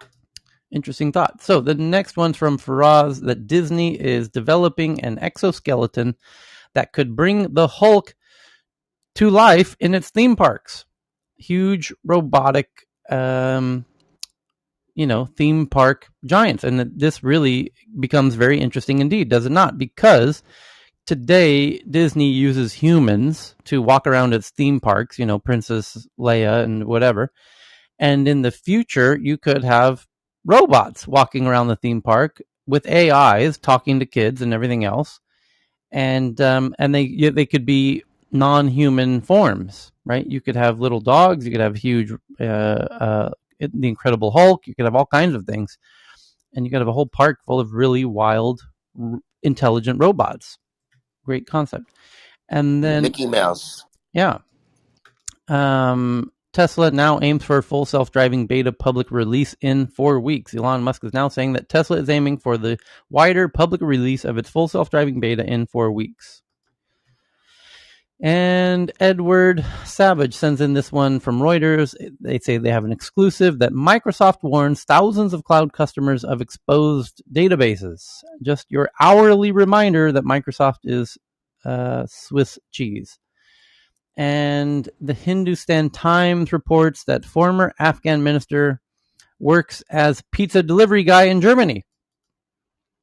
And there's the receipt. There's an actual photo of the Afghan minister delivering pizzas as for one of the food delivery companies. Probably better money than when he was that minister. Is that his part-time job? Yes, he's joined the gig economy in Germany. That's just a shame. That's honestly that's really bad. It's not for us, man. I would work in McDonald's if I had to survive. I'll be very honest there. No, I'll work I would too, but it's just a shame. It's just a shame what's going on there. Well, the good news is that he left Afghanistan in 2020 and went to Germany. He doesn't have to mess with all that nonsense happening at the airport. So I would chalk him up under, give him some credit for getting out a year ahead of the mess. No, and just coming back to what we said earlier. I mean, anyone that knows me knows I picked up trash when it came to I know, needing to survive. I know. And yeah, I mean, you got to start somewhere when you move to a new country. I mean, America is filled with stories of, when parents come over with $5 in their pocket and got to bust their ass, and then their kids, I'm that man. My mom had $200 in her pocket. We left New York after I was born. She's been a waitress her whole life. Finally bought the restaurant when I went to high school. I busted my ass there. It's the American dream. But we're talking about a minister. Surely, with his qualifications or with his reputation, I'm sure he could have got something a lot better than that. You got to start somewhere, though. If you go to a country where you have no connections, you got to start somewhere. I give credit to the guy, man, from the American kind of perspective. But it's not like when you go to another country and you say, "Oh, I've got a degree," and you look, it's not like that. This guy's a minister. Isn't that different? Yeah. I'm just saying that doesn't translate into political currency in Germany clearly. Surely. No, it doesn't. It doesn't translate into that. And then there's also undercover jobbing, right? So I mean, don't forget the Taliban and these terrorist networks. They exist all over I the mean, world, man. So you could get spotted in Germany. You could get spotted in the United Kingdom. You could get spotted in the United States. You could get taken out anywhere. I mean, we're very naive if we think that these networks only exist where they're sitting. I'll drop it at that. yeah. Thank you. Anyway, I applaud the guy, and this is the DNA of, we've seen this countless times in America, man. This is the DNA of people that lead to big things. So I don't, the guy has my respect. So Curious. yeah. The president of Afghanistan went to Dubai, right? What is he doing now? Any news in Dubai? I think is The prime minister is in the UAE. He's been given asylum, I believe. He's being covered, and it's been made clear in the press, in global press, that he's here and he's being protected. And it's been the United States inquired about him, and they told him that he's there and he's being protected right now. And that's all that there is. And there's a large number of ambassadors, etc., that are here in passing, but no one knows where they're going. So the next headline is Israeli medical holography firm gets FDA clearance for 3D holograms. In-air hologram system designed to enable physicians to view and directly interact with hyper-realistic 3D holograms of the patient's actual autonomy during interventional procedures. Fucking amazing. Holy cow. And we've seen, this is the second article we've seen this week of the claims of hyper-realistic 3D holograms, where apparently there's been some interesting technological breakthrough that is now enabling this. Clearly, people have been working on this for decades, but this is the second article in a week about hyper-realistic 3D holograms. If I had to bet, there's probably a technology called VCSEL, VCSEL, that means vertical cavity surface emitting laser. It's basically a laser. It's what's in the Face ID. It allows very precise pinpoint delivery of light.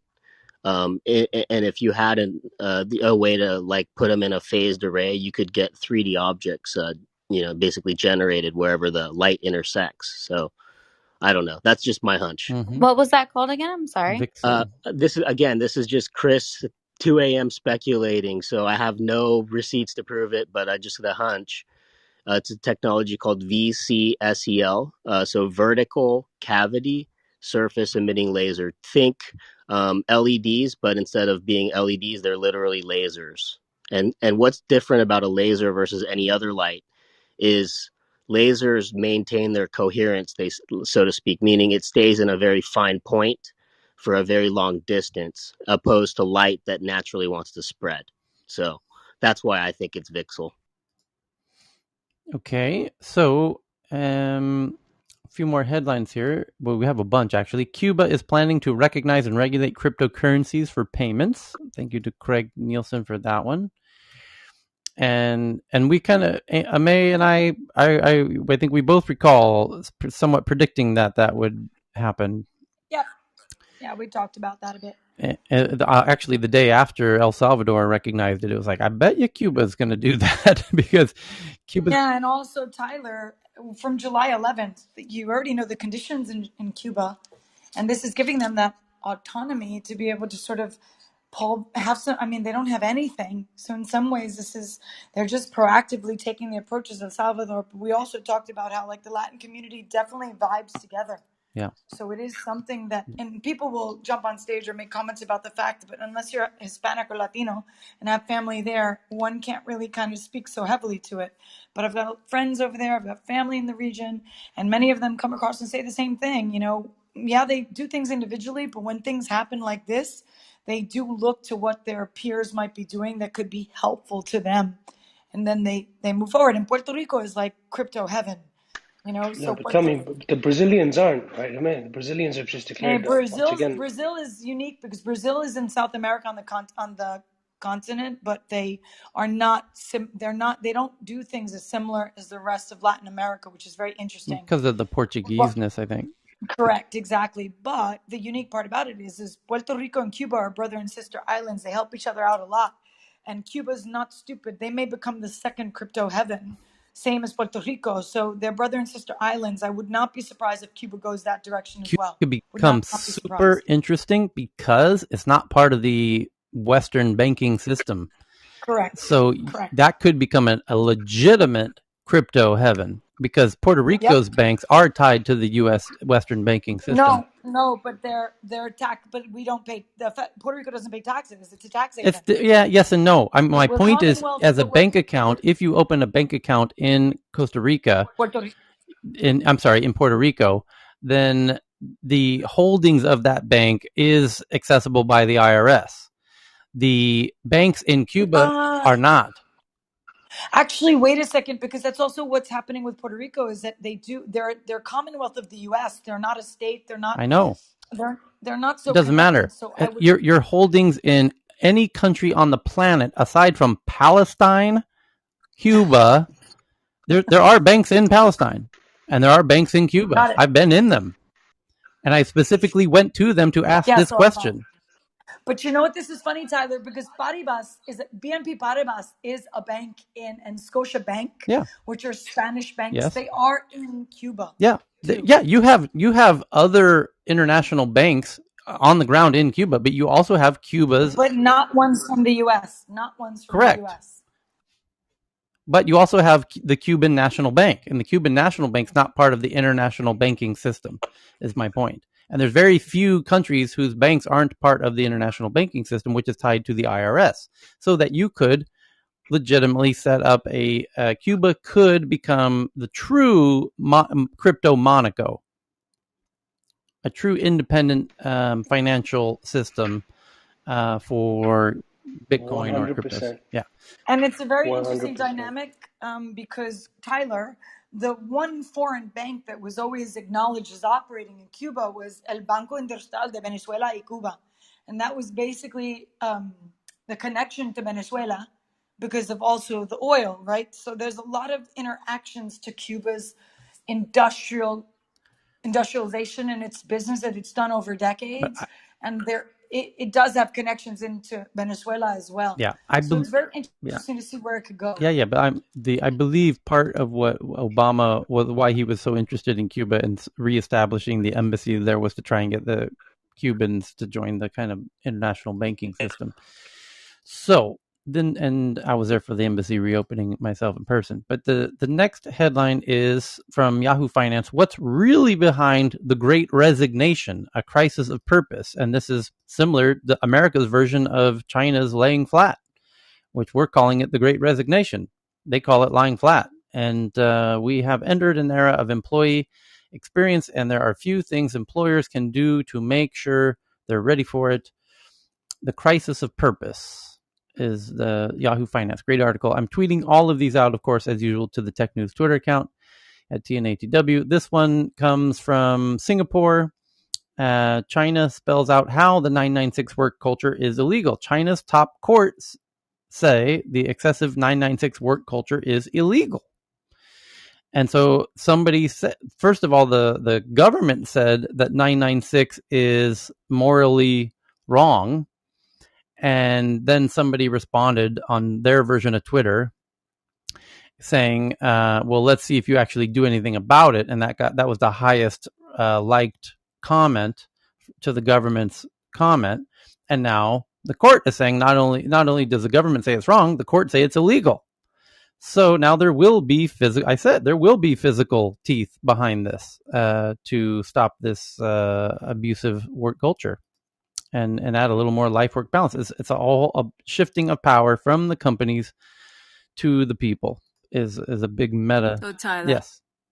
You say Alibaba is the one that started 996, right? But No, I would say Jack Ma, I would say they popularized it. Okay. Yeah.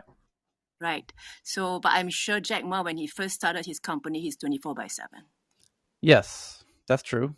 But he's one person in a company of, a million people. Isn't it correct that instead of 996, it's actually 12 hours? Because I know that in some of the state companies, what they do is they leave at a particular time and then they log back in and they put in the extra time. Right. So 996 is okay. It's claimed 9 to 9, but you could actually leave at 4 o'clock and then put in the 5 hours from 9 to 1 from 9 to 2 a.m. Right. again. Yeah. So they're going to have to police it now that it's illegal.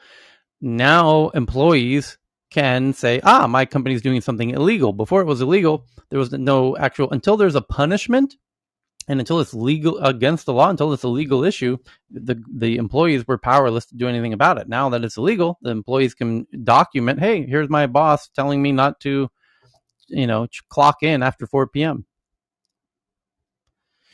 So the next headline is from PR Newswire from Poppy, valued to be 8.8 million units by 2020. Smart. So somebody just did a calculation that AR glasses is that they expect there will be 8.8 million units by 2026. I think it's going to be far bigger and faster than that. Yeah.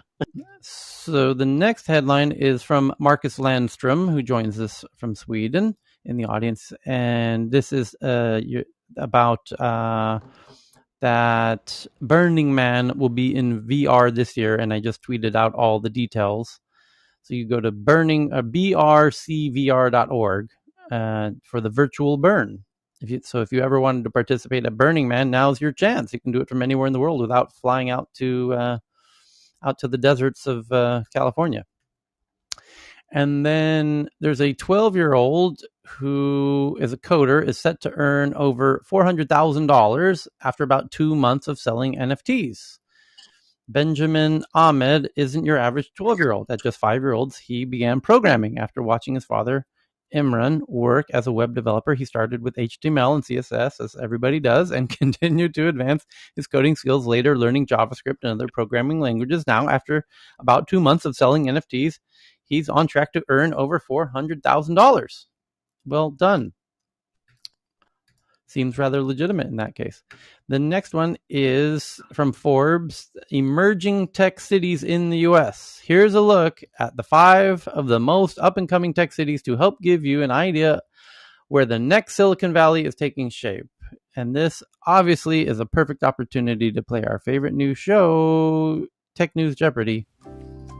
Who does Forbes think are the top 5 new tech cities in the U.S.? Houston. New York. Silicon Houston. Valley. Singapore. Who's the new Silicon Valley? Atlanta. The new city. Oh, Texas. Miami. New York. Austin. New York. Scotland. In US Vegas. or global? Scotland, I think. Boston. Atlanta. It's got to be Texas. Georgia. Texas. North Carolina. I don't know. I Washington, think D.C. Denver. it's in the UK, isn't it? Denver. Okay, Alaska. Did anybody say Tampa? Scotland. No. Number 1, Tampa is quickly turning into Florida's tech capital. And by the way, this is just totally wrong, as Forbes always is. So, little preface here. Tampa has bigger problems. Yeah, just a little warning. Forbes doesn't know what the fuck it's talking about. Just for clarity here, and this happens to be my very area of expertise of like growing tech ecosystems. So, Tampa is no. Forbes, stop embarrassing yourself. Tampa, emerging tech cities in the U.S. Terrence Mills, CEO of AI.io, a data science and engineering company. By the way, anyone can write for Forbes. Just in case you weren't aware, a lot of my friends write articles for Forbes. Forbes is kind of like Huffington Post in the early days, where pretty much they just approve you. Okay, you're not an idiot. Okay, you can go ahead and write whatever you want to write. Forbes is like that. It's different than other publications. There's no real barrier to writing on Forbes. So this article starts by saying tech is unstoppable. Analysts are projecting that the tech industry will be worth $461 billion by the end of 2021. That's with the disruptions due to COVID-19, which barely slowed down the tech industry at all. No, it absolutely exploded the tech industry, you dumbass. It didn't slow it down. Oh my God, what a... So that first paragraph should warn you that the person who wrote this doesn't know shit from Shinola when it comes to tech. Someone needs sacking. So, with that in mind, here's this jackass's thoughts of the 5 fastest growing tech cities in the U.S. We're taking a look at the 5 of the most up-and-coming tech cities to help give you an idea of where the next Silicon Valley is taking shape. Granted, this is coming from someone who has no clue at all. Number 1, Tampa. Tampa's quickly turning... No, not at all. Tampa's not at all going to be anywhere near the next Silicon Valley. Not by any stretch. Not in a million years. However, they ranked it as number 1. Number 2, Miami. Yes, actually, Miami does have notable people like our friends Keith Raboy, and we have to give credit to Shervin Pishavar, who was really one of the first to head there when he got kind of unceremoniously kind of kicked out of the Hyperloop project. So, yeah, Shervin went to Miami. Now Keith is there. David Sachs is contemplating buying a place there. Even my buddy Jason was considering thinking about Miami. Hasn't Miami always been a tech hub? No. And I would argue it still isn't, although Shervin and Keith are really trying to make it such. And in fact, the mayor, Eduardo Suarez, is trying to make it such and trying to capture a lot of the people leaving Silicon Valley and enticing them to Miami.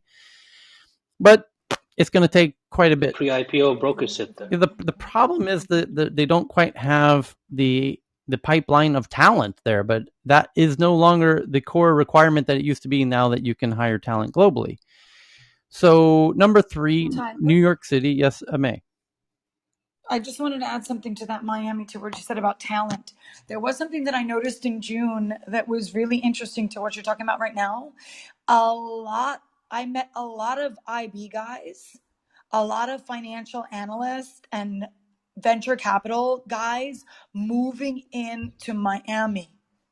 Correct. Like, they are making moves. Correct. And I think that at some point as they make moves, Yes. they will bring, like, for example, Felix, who's heavily into the venture capital space from California, moved to Miami like before the Bitcoin conference, and he's really active on. That's fine. It's That's all the state income tax, right? I mean, that's all great. If they're gonna start taxing Bitcoin, that's all lovely.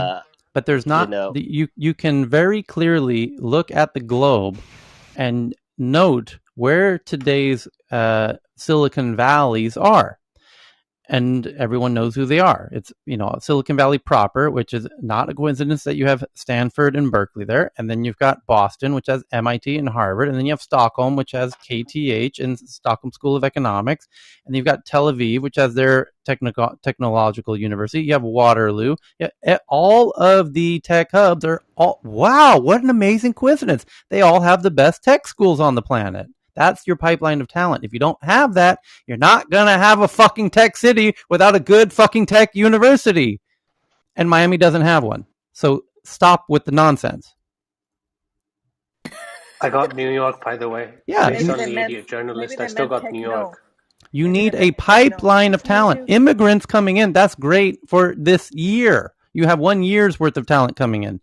You need a fountain of endless talent coming out of a tech university. Or you can forget your fucking dream of being a tech city. London has it. London has one. Paris does too. Tel Aviv does too. So it's maybe LA again in the future, right? LA does to a degree. You got, Cal Poly and UCLA. You got LA qualifies. But a city who doesn't have a good tech university is not going to become a strong tech hub. It's just not fucking possible. You need the actual people who actually have the skills to actually do it. And you can immigrate them. You can. But that works in short term. That's not a long-term solution. So they do list Austin, and Austin does have University of Texas at Austin, and that is a decent school. And then, of course, they list San Francisco as number 5. So again, in summary, they list Tampa, wrong. Number 2, Miami, wrong. Number 3, New York. Yeah, that works. New York already was one of the strongest anyways. Austin, that's legit. San Francisco, they list number 5. Well, that was an easy one. So that's what they list as the top 5. So thank you for playing. That one for us has the next one. What's your top 5? From the U.S.? I'm just curious. Of U.S. growing tech cities? Yeah. I would put Austin. Miami does have a lot of geeks moving there. In the short term, Miami's kind of interesting. I would actually put in Canada, Toronto, because of Waterloo University. Toronto's quite hot. Then you've got in the U.S. Boulder's really hot, and has been for a long time. And what else is growing areas of the U.S. for tech? Yeah, L.A. Believe it New or not, York. there's been a notable shift starting It's in med tech. two. It's med tech in LA. Well, It's it goes. UCLA is such a med tech farm. There's that, but it started in 2010 with what we called Silicon Beach, which everyone credits me as one of the architects That's you, of man. that. But it was actually, honestly, that was a huge team effort. And Mark Suster, who has joined me here to talk about that at length, and Paige Craig and everyone else down there. We were a village of geeks, fighting for legitimacy and being laughed at by Silicon Valley. Although Chris Sacca moved down, that was great.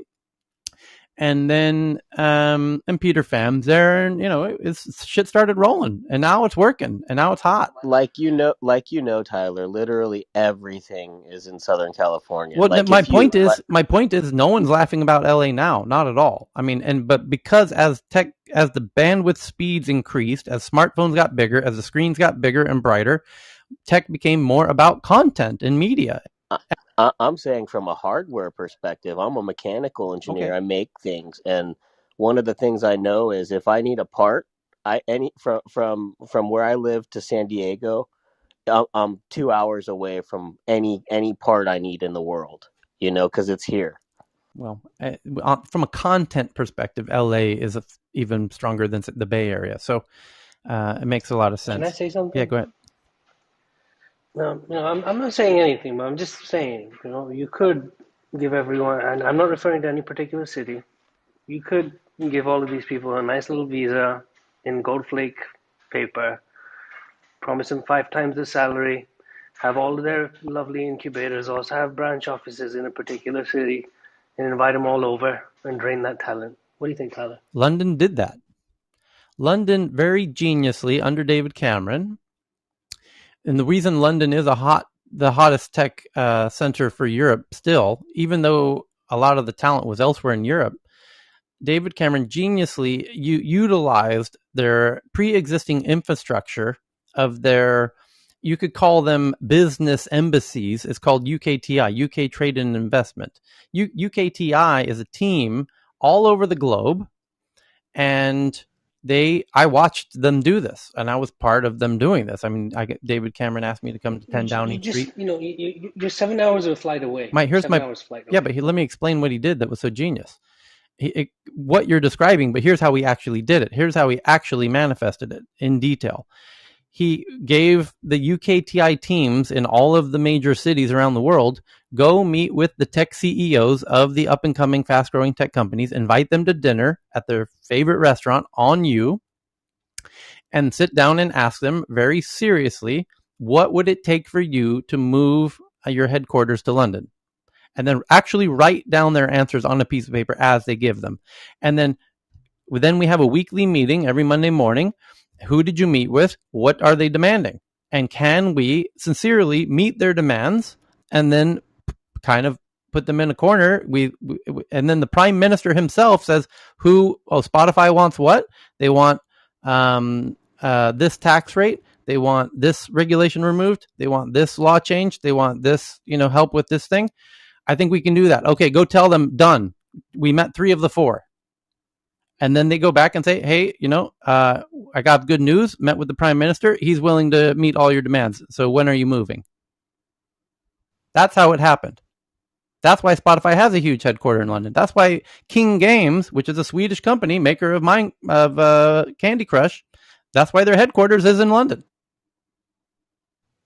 Even though they're all Swedes. And they were building it in Sweden.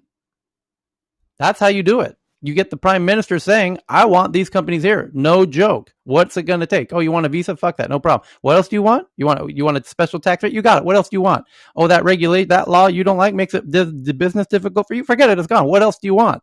And you do this for all the big tech companies and you roll them all in. That's what they did.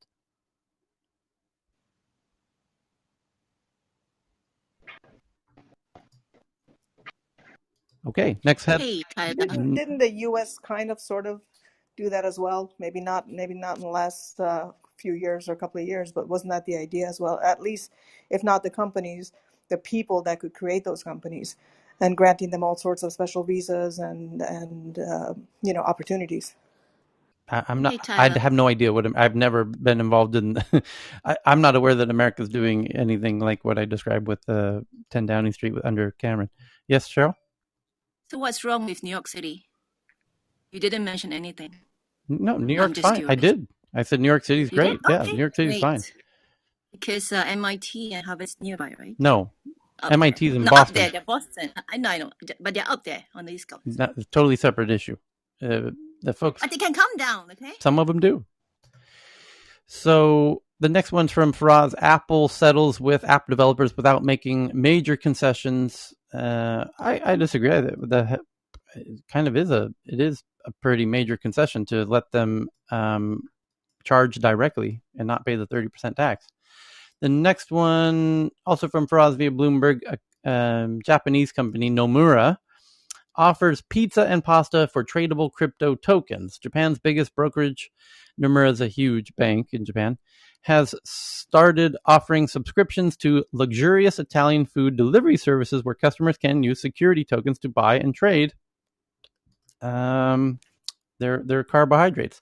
Microsoft Cloud database vulnerable for years, researchers say. According to Bloomberg, Microsoft Cloud database is vulnerable for years. This is your every 30-minute update that Microsoft is fucking Swiss cheese from a security perspective. Every 30 minutes, we will have a new headline attesting to this fact. Tyler, there was a lovely paper yesterday that someone posted. I took a full read of it on the TNATW Twitter account.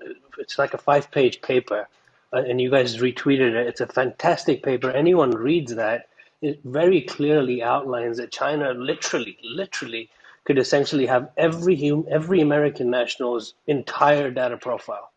That's a fantastic paper. I recommend it for anyone who can find it on the Twitter account for the club. Is this the one I just found this one you tweeted out? It says from Bloomberg. The headline reads, it's not mine. Someone tweeted it yesterday night. I read the whole thing this morning. Well, the one that you just shared that is from Bloomberg says China plans control of tech algorithms U.S. can only dream of. This is another good one. Good one, yeah. Chinese regulators are seeking to implement far-reaching rules about the algorithms technology companies use to recommend videos and other content. Yeah, we covered this 2 weeks ago, but now Bloomberg's reporting it.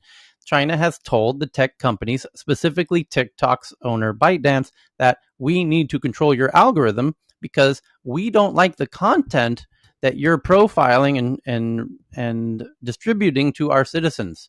We don't want them watching vulgar dance videos, aka twerking. We want them to watch and be exposed to content of brown Marxist ideologies. And we don't appreciate Xi thoughts. It's called Xi's, Uncle Xi's thoughts. This is not a joke. This is very, very serious. So, and they're very public about it. So no more twerking. We're going to remove all the crap content. You're poisoning the minds of our citizens. You're going to turn us into Americans. We don't want that because they can't even figure out that they should take a vaccine. God knows we don't want that fucking nightmare. And so we got to stop poisoning the brains of our citizens like America's doing. And by the way, we are one of the 3 board seats on TikTok. But yes, let's absolutely do poison the Americans' brains, by the way. More of that shit content in America, please, TikTok, and none of it here in China. Thank you very much. We're controlling the algorithm. We've weaponized social media. We've taken over the social media company. We understand how powerful it is. We've been working very hard to shape the minds of people all over the world, including our own peoples, but also people elsewhere. More pro-China's an amazing country content in America, please. And more America is on the decline and will die and fall off into the ocean content in America, please. And let's do the same in China as well. More positive Chinese content in here in mainland. And of course, America's the devil content. Let's ramp that up in China as well.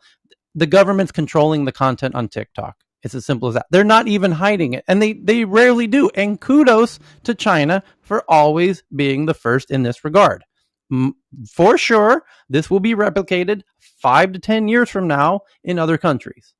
But China's always been the first to say, you know what? We don't want your non-Chinese apps in China. Thank you very much. We're going to do our own companies with our own apps.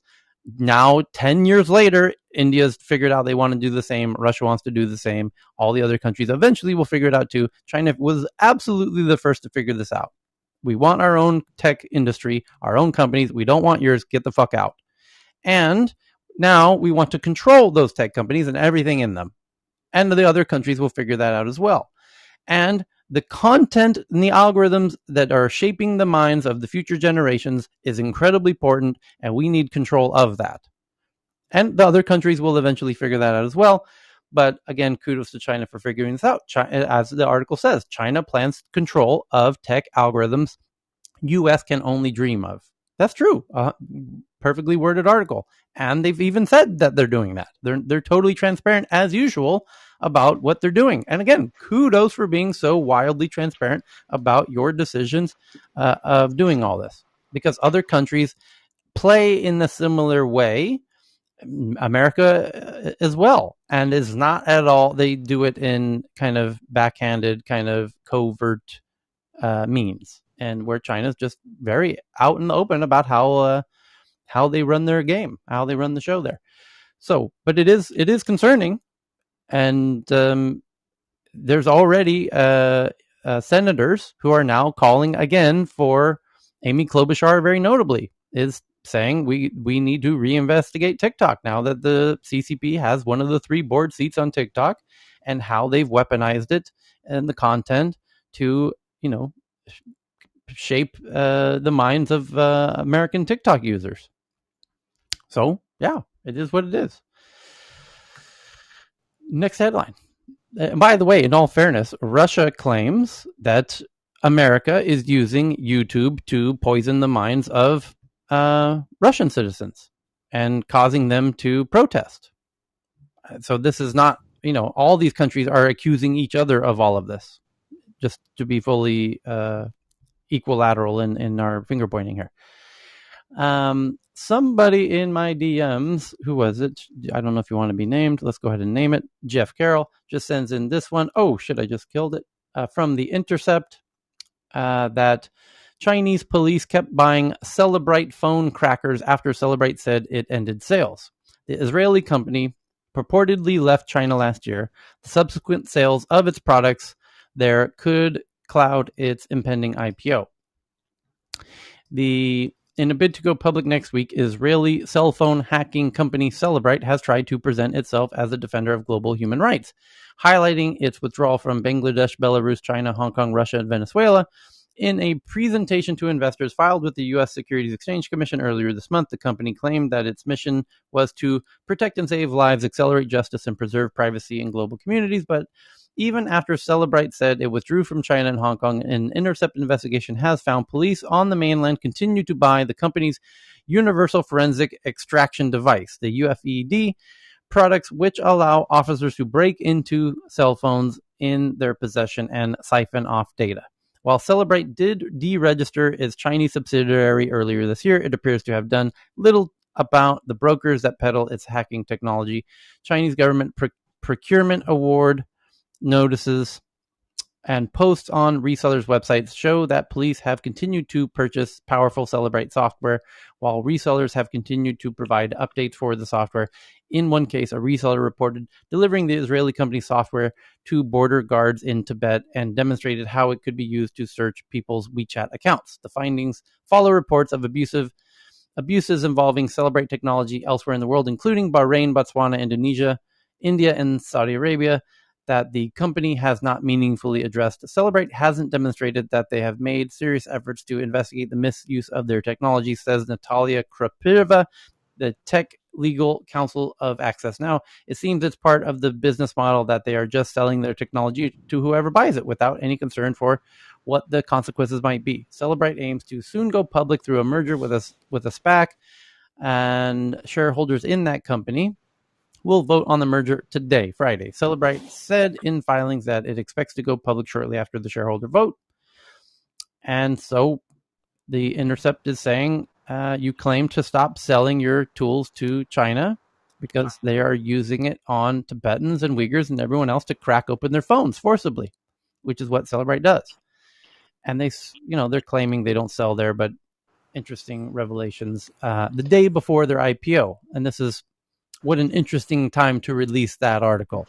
This all now makes sense about the revelations about Paragon and Pegasus, because Cellubrite Cellubrite is the leader in the forensic extraction technology out of Israel.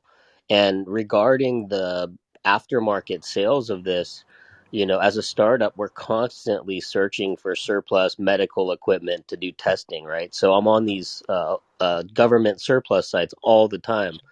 Those Cellbrite things are there like constantly. And so now I know where they're going. Okay. Florian is going to open up the tech inclusion room, and I'm going to run through the next 12 articles in the next 5 minutes. So, but Florian, if you get the room... Yes, it's just that I cannot add your club as a host. Can you try to do that? Sorry to bother with you, because it doesn't make sense to open the room. It's not hosted on your club. Yeah, Cheryl, can you open a tech inclusion room? Yes, I'll do it. Call it... Okay, Cheryl, if you can add I'll do it. add the host club would be great. She can make a room right now, and it's just pop back in, or if someone can watch as soon as she has it open, and then we'll jump in there. It is scheduled. Yeah, it's good. It's scheduled, Cheryl. You can access. Yeah, Florian, have you scheduled it yet? Because I didn't see it in the. It is scheduled in your edit. Yeah, it is scheduled. Okay. And you. Okay, I'll do it. I can do it. Hold on. Let me see if it's. Yeah, just if you enter it, Tyler, I send you the link, and then just add the club. Then we can open. That makes no sense at all. The rooms are now automatically open by default in the new setup of the new clubs. Yeah, for some reason I cannot add your club. Then you need to... No, you're right. You can't. You have to delete that room and make a new room. I had this done before too. Go ahead and do that again. Okay. It should work. Okay, I'll help him. Yeah. Okay. TikTok. Okay, thanks, Cheryl. Yes, all good. No rush. Thanks. TikTok. Yeah, you can't add the club after the room's already created. You have to delete the room and make a new room. TikTok changed its policies. Now cryptocurrency influencers consider moving to rival platforms. Creators say recent policy changes at TikTok are leading to more video takedowns and account bans. And 12-year-old boy makes, we covered this one with the NFTs. Now the BBC is reporting that. Cheryl sends in this one from Nikkei, Japan. The ruling parties of Taiwan and Japan will host their first ever regional security dialogue on Friday, a meeting already condemned by Beijing. Beijing's exact translation is, it's a mistake that Japan meet with Taiwan officially. Actually, they're not even allowed to recognize them as a country officially, but they do. And now they're meeting with them officially. And Japan says, what are you going to do about it, Uncle Xi? And because if Japan is clearly being the most aggressive towards recognizing Taiwan, and if they are the first to recognize Taiwan, it could be and China doesn't retaliate, the rest of the world will do it very quickly. Because the whole reason nobody's recognizing them is for fear of retaliation by China. But if everyone's going to watch Japan very closely to see how China responds to Japan formally recognizing Taiwan as a country, because then once everyone does it, they can be brought into the UN and all that. So already condemned by Beijing, that comes amid growing Chinese aggression in the region. So that could be a powder keg moment. Tyler, and I know you're trying to get through these articles, but this now all makes sense, right? Because Japan is a security state. So this explains why it seems like NATO's coming in right now. Right. Oh, yeah, good. That's a fair point. So the next one from Wired, from Cheryl, even if the power comes back after the next big solar storm, the internet may not. New research shows that the failures could be catastrophic, particularly for undersea cables that underpin the global internet. And this is your daily reminder that you need to get yourself off the grid. A bad solar storm, the headline from Wired reads, a bad solar storm could cause an internet apocalypse, which is true. You could have a massive solar flare that kills the internet as we know it today and would have to be rebuilt from scratch. Hasn't Elon launched 100,000 satellites? It would kill that instantly. That most of all would be the first part to go down. So, massive solar flare or a nuclear bomb. Nuclear bombs would wipe out internet infrastructure in that part of the world, not from the blast, but just from the electronic destabilization effects. But for quite a range beyond where the initial blast is. But this has been known for quite a while. The coronal mass ejections, they call them. the undersea cables that connect much of the world would be especially hard hit by coronal mass ejection, which is a massive solar flare. And it's really a matter of time. And then you're going to have mass internet outages. It's going to be tragic. But it's one point to ponder in our continued reliance on the internet. And by the way, all your NFTs, bye-bye. All your virtual everything, bye-bye.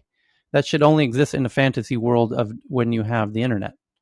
And the rest of the world, the developing world that doesn't play that silly game, is just going to laugh when you lost all of your fantasy digital stuff. Your digital what is that? That ain't real. That was your funny white people concoction.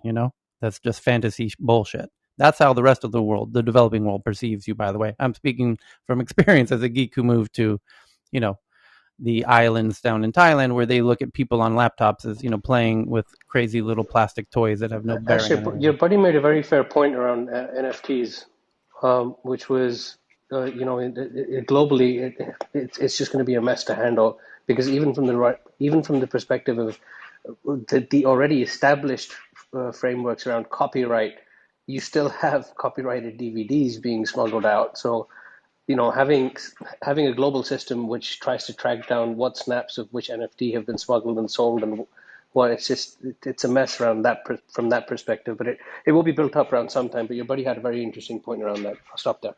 Okay, so just retweeting that one out. Interesting to see Wired reminding people about solar flares. And then the next one is from Faraz. Surveillance state. Australian police given sweeping new hacking powers. Onlookers are warning that Australia could be heading down the path to a surveillance state after the Senate passed a bill expanding the hacking abilities of the state. And then Saudi biotech center to improve the health of an oil-dependent economy. One KSA biotech leader in the King Abdullah International Medical Center. So Saudi's getting into biotech. UK pursuing tech partnership or data partnership with the US and others. Partnerships with countries including the US, Australia, South Korea, and other fast-growing markets. Data partnerships. That's a whole new concept of uniting kind of sovereign clouds. Data partnerships. Kind of like trade agreements for data, because data is the new thing. U.S. coronavirus hospitalizations hit 8-month high over. Can I just add a quick line there, Tyler? Yeah. Just a quick one there. UK and US is one of the most important partnerships there, because UK is on the data part. They're remaining within the EU. So regardless of sovereign clouds, etc., if there's a partnership there, then a lot of the sovereign cloud crap around EU doesn't really apply. U.S. coronavirus hospitalizations hit 8-month high over 100,000. The number of coronavirus patients in U.S. hospitals reaches 100,000 on Thursday, the highest level in 8 months, according to Department of Health. China's Microsoft hack may have been a bigger purpose than just spying, according to National Public Radio, NPR. And it says, it's a very long article, just tweeted out. And the reason they think it's more than just spying, corporate espionage, is that they are very interested in the AI. Steven says the founder of a cybersecurity company, he also forwarded this feeling like, oh crap, this is not what should be going on. Oh, they're vacuuming up information for purposes of AIs, not just traditional espionage. You can read the article. It's a very long article. Just tweet it out. Wired has another one. The headline reads, "This agency wants to figure out exactly how much you trust AIs. The National Institute of Standards and Technology measures how many photons pass through a chicken. Now it wants to quantify transparency around algorithms." Very long article. And an AI system used by doctors to diagnose disease should be more accurate than one recommending music. And I think whoever wrote those words has no idea how geniusly Spotify recommends music. People are stunned by how good the algorithm recommends music.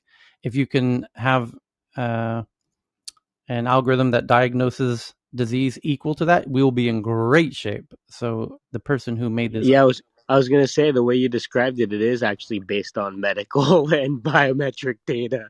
Yeah, so whoever wrote that comment doesn't know jack shit about AIs. And so be warned on that one. The next one, Hamburg-based NeuroFlash uses neural language processing AI to generate scores of suggested slogans, emails, subject lines, and social media language. Neuroflash.com. Know what people think and feel as you write and use our AI copywriting assistant. So they've productized an AI to help you write very viral speech, language content. Neuroflash.com. Ask for it by name. How to write good headlines. And then the New York Times has a live update on, what's all of the explosions in Kabul and everything. And the BBC's headline in 19 hours ago, where will refugees go after Taliban takes over? We're thinking about it's going to be a whole even before the Taliban took control, 550,000 people had been forced to flee their homes this year due to fighting. That means an estimated 3.5 million Afghans are currently internally displaced within the country. And where will these 3.5 million Afghans go? Well, the good news is, who was it that just said they would take about 200 of them? Here we go. Where are they going to go? So Iran has set up emergency tents for refugees in 3 of its provinces. Pakistan Prime Minister said that his country would seal its border with Afghanistan if the Taliban took control. So they're not going to Pakistan, which means they can't get to India, which means they could climb over the fucking Himalayas and try and go into China, where they imprison Muslims. Probably not their first choice. Not so easy to climb the fucking Himalayas. Mount Everest, anybody? Right, I don't think they're going to China. I don't think they would climb Mount fucking Everest to go to a place where they're having a Muslim genocide. I'm just call it a hunch. Call it a hunch. And Pakistan sealing the border, so they're not going in India. That leaves West. That means Iran. That means, okay, so they're going into Iran where they have their own protests because they have no water and no food to grow from the water. And then that means they might pass through and go to Turkey. So let's look at Turkey. And Turkey says, no. Where their exact quote is, we will not be the holding ground for refugees. So Turkey's not looking so good. So where does that leave us? The ocean. Maybe they might be swimming somewhere. You could go. What about Tajikistan, Uzbekistan? So Tajikistan says exact numbers are unclear, but reports suggest at least several hundred Afghans, including soldiers from the Afghan National Forces, have crossed into Tajikistan in recent days. In July, Tajikistan said it was preparing to take in up to 100,000 refugees. So there we go, 100,000 out of 2 million that were checked. We're good. 100,000. Uzbekistan says about 1,500 Afghans are said to have crossed the Afghan-Uzbekistan border to set up camp. Reports suggest the Taliban are only allowing people with valid visas to use the official border crossings. Oh, shit. Well, so you've got Tajikistan with 100,000. The UK has announced plans to accept 20,000. So there we go. We're up to 120,000. The US says we're not taking any. Canada says they're taking 20,000. We're up to 140,000. Australia says 3,000. We're up to 143,000. The EU says officials in several EU countries say they are keen to avoid a repeat of the 2015 migrant crisis from Syria, when there was a populist backlash due to large numbers of refugees being allotted to enter the UK territory. Germany has indicated it will accept some Afghans, but not specified numbers. Chancellor Merkel saying they're not so sure. France says no. Austria says no. Switzerland says no. Turkey says no. North Macedonia and Albania and Kosovo say they're willing to take in 450 and 300 respectively. So now we are up to, and then Uganda says they'll take in 2,000. So we're only short about 2 million. So we're almost there. Just another 2 million to go. So let's leave you there. We're going to head on over. Has Cheryl opened the room yet? Yes, of course. Yeah. Okay. 15 minutes ago. Okay. Yep. So what's the room called? Go. Yeah, tech inclusion news around the world. There we go. We will see you there, or hopefully see you back here tomorrow. On the flip side.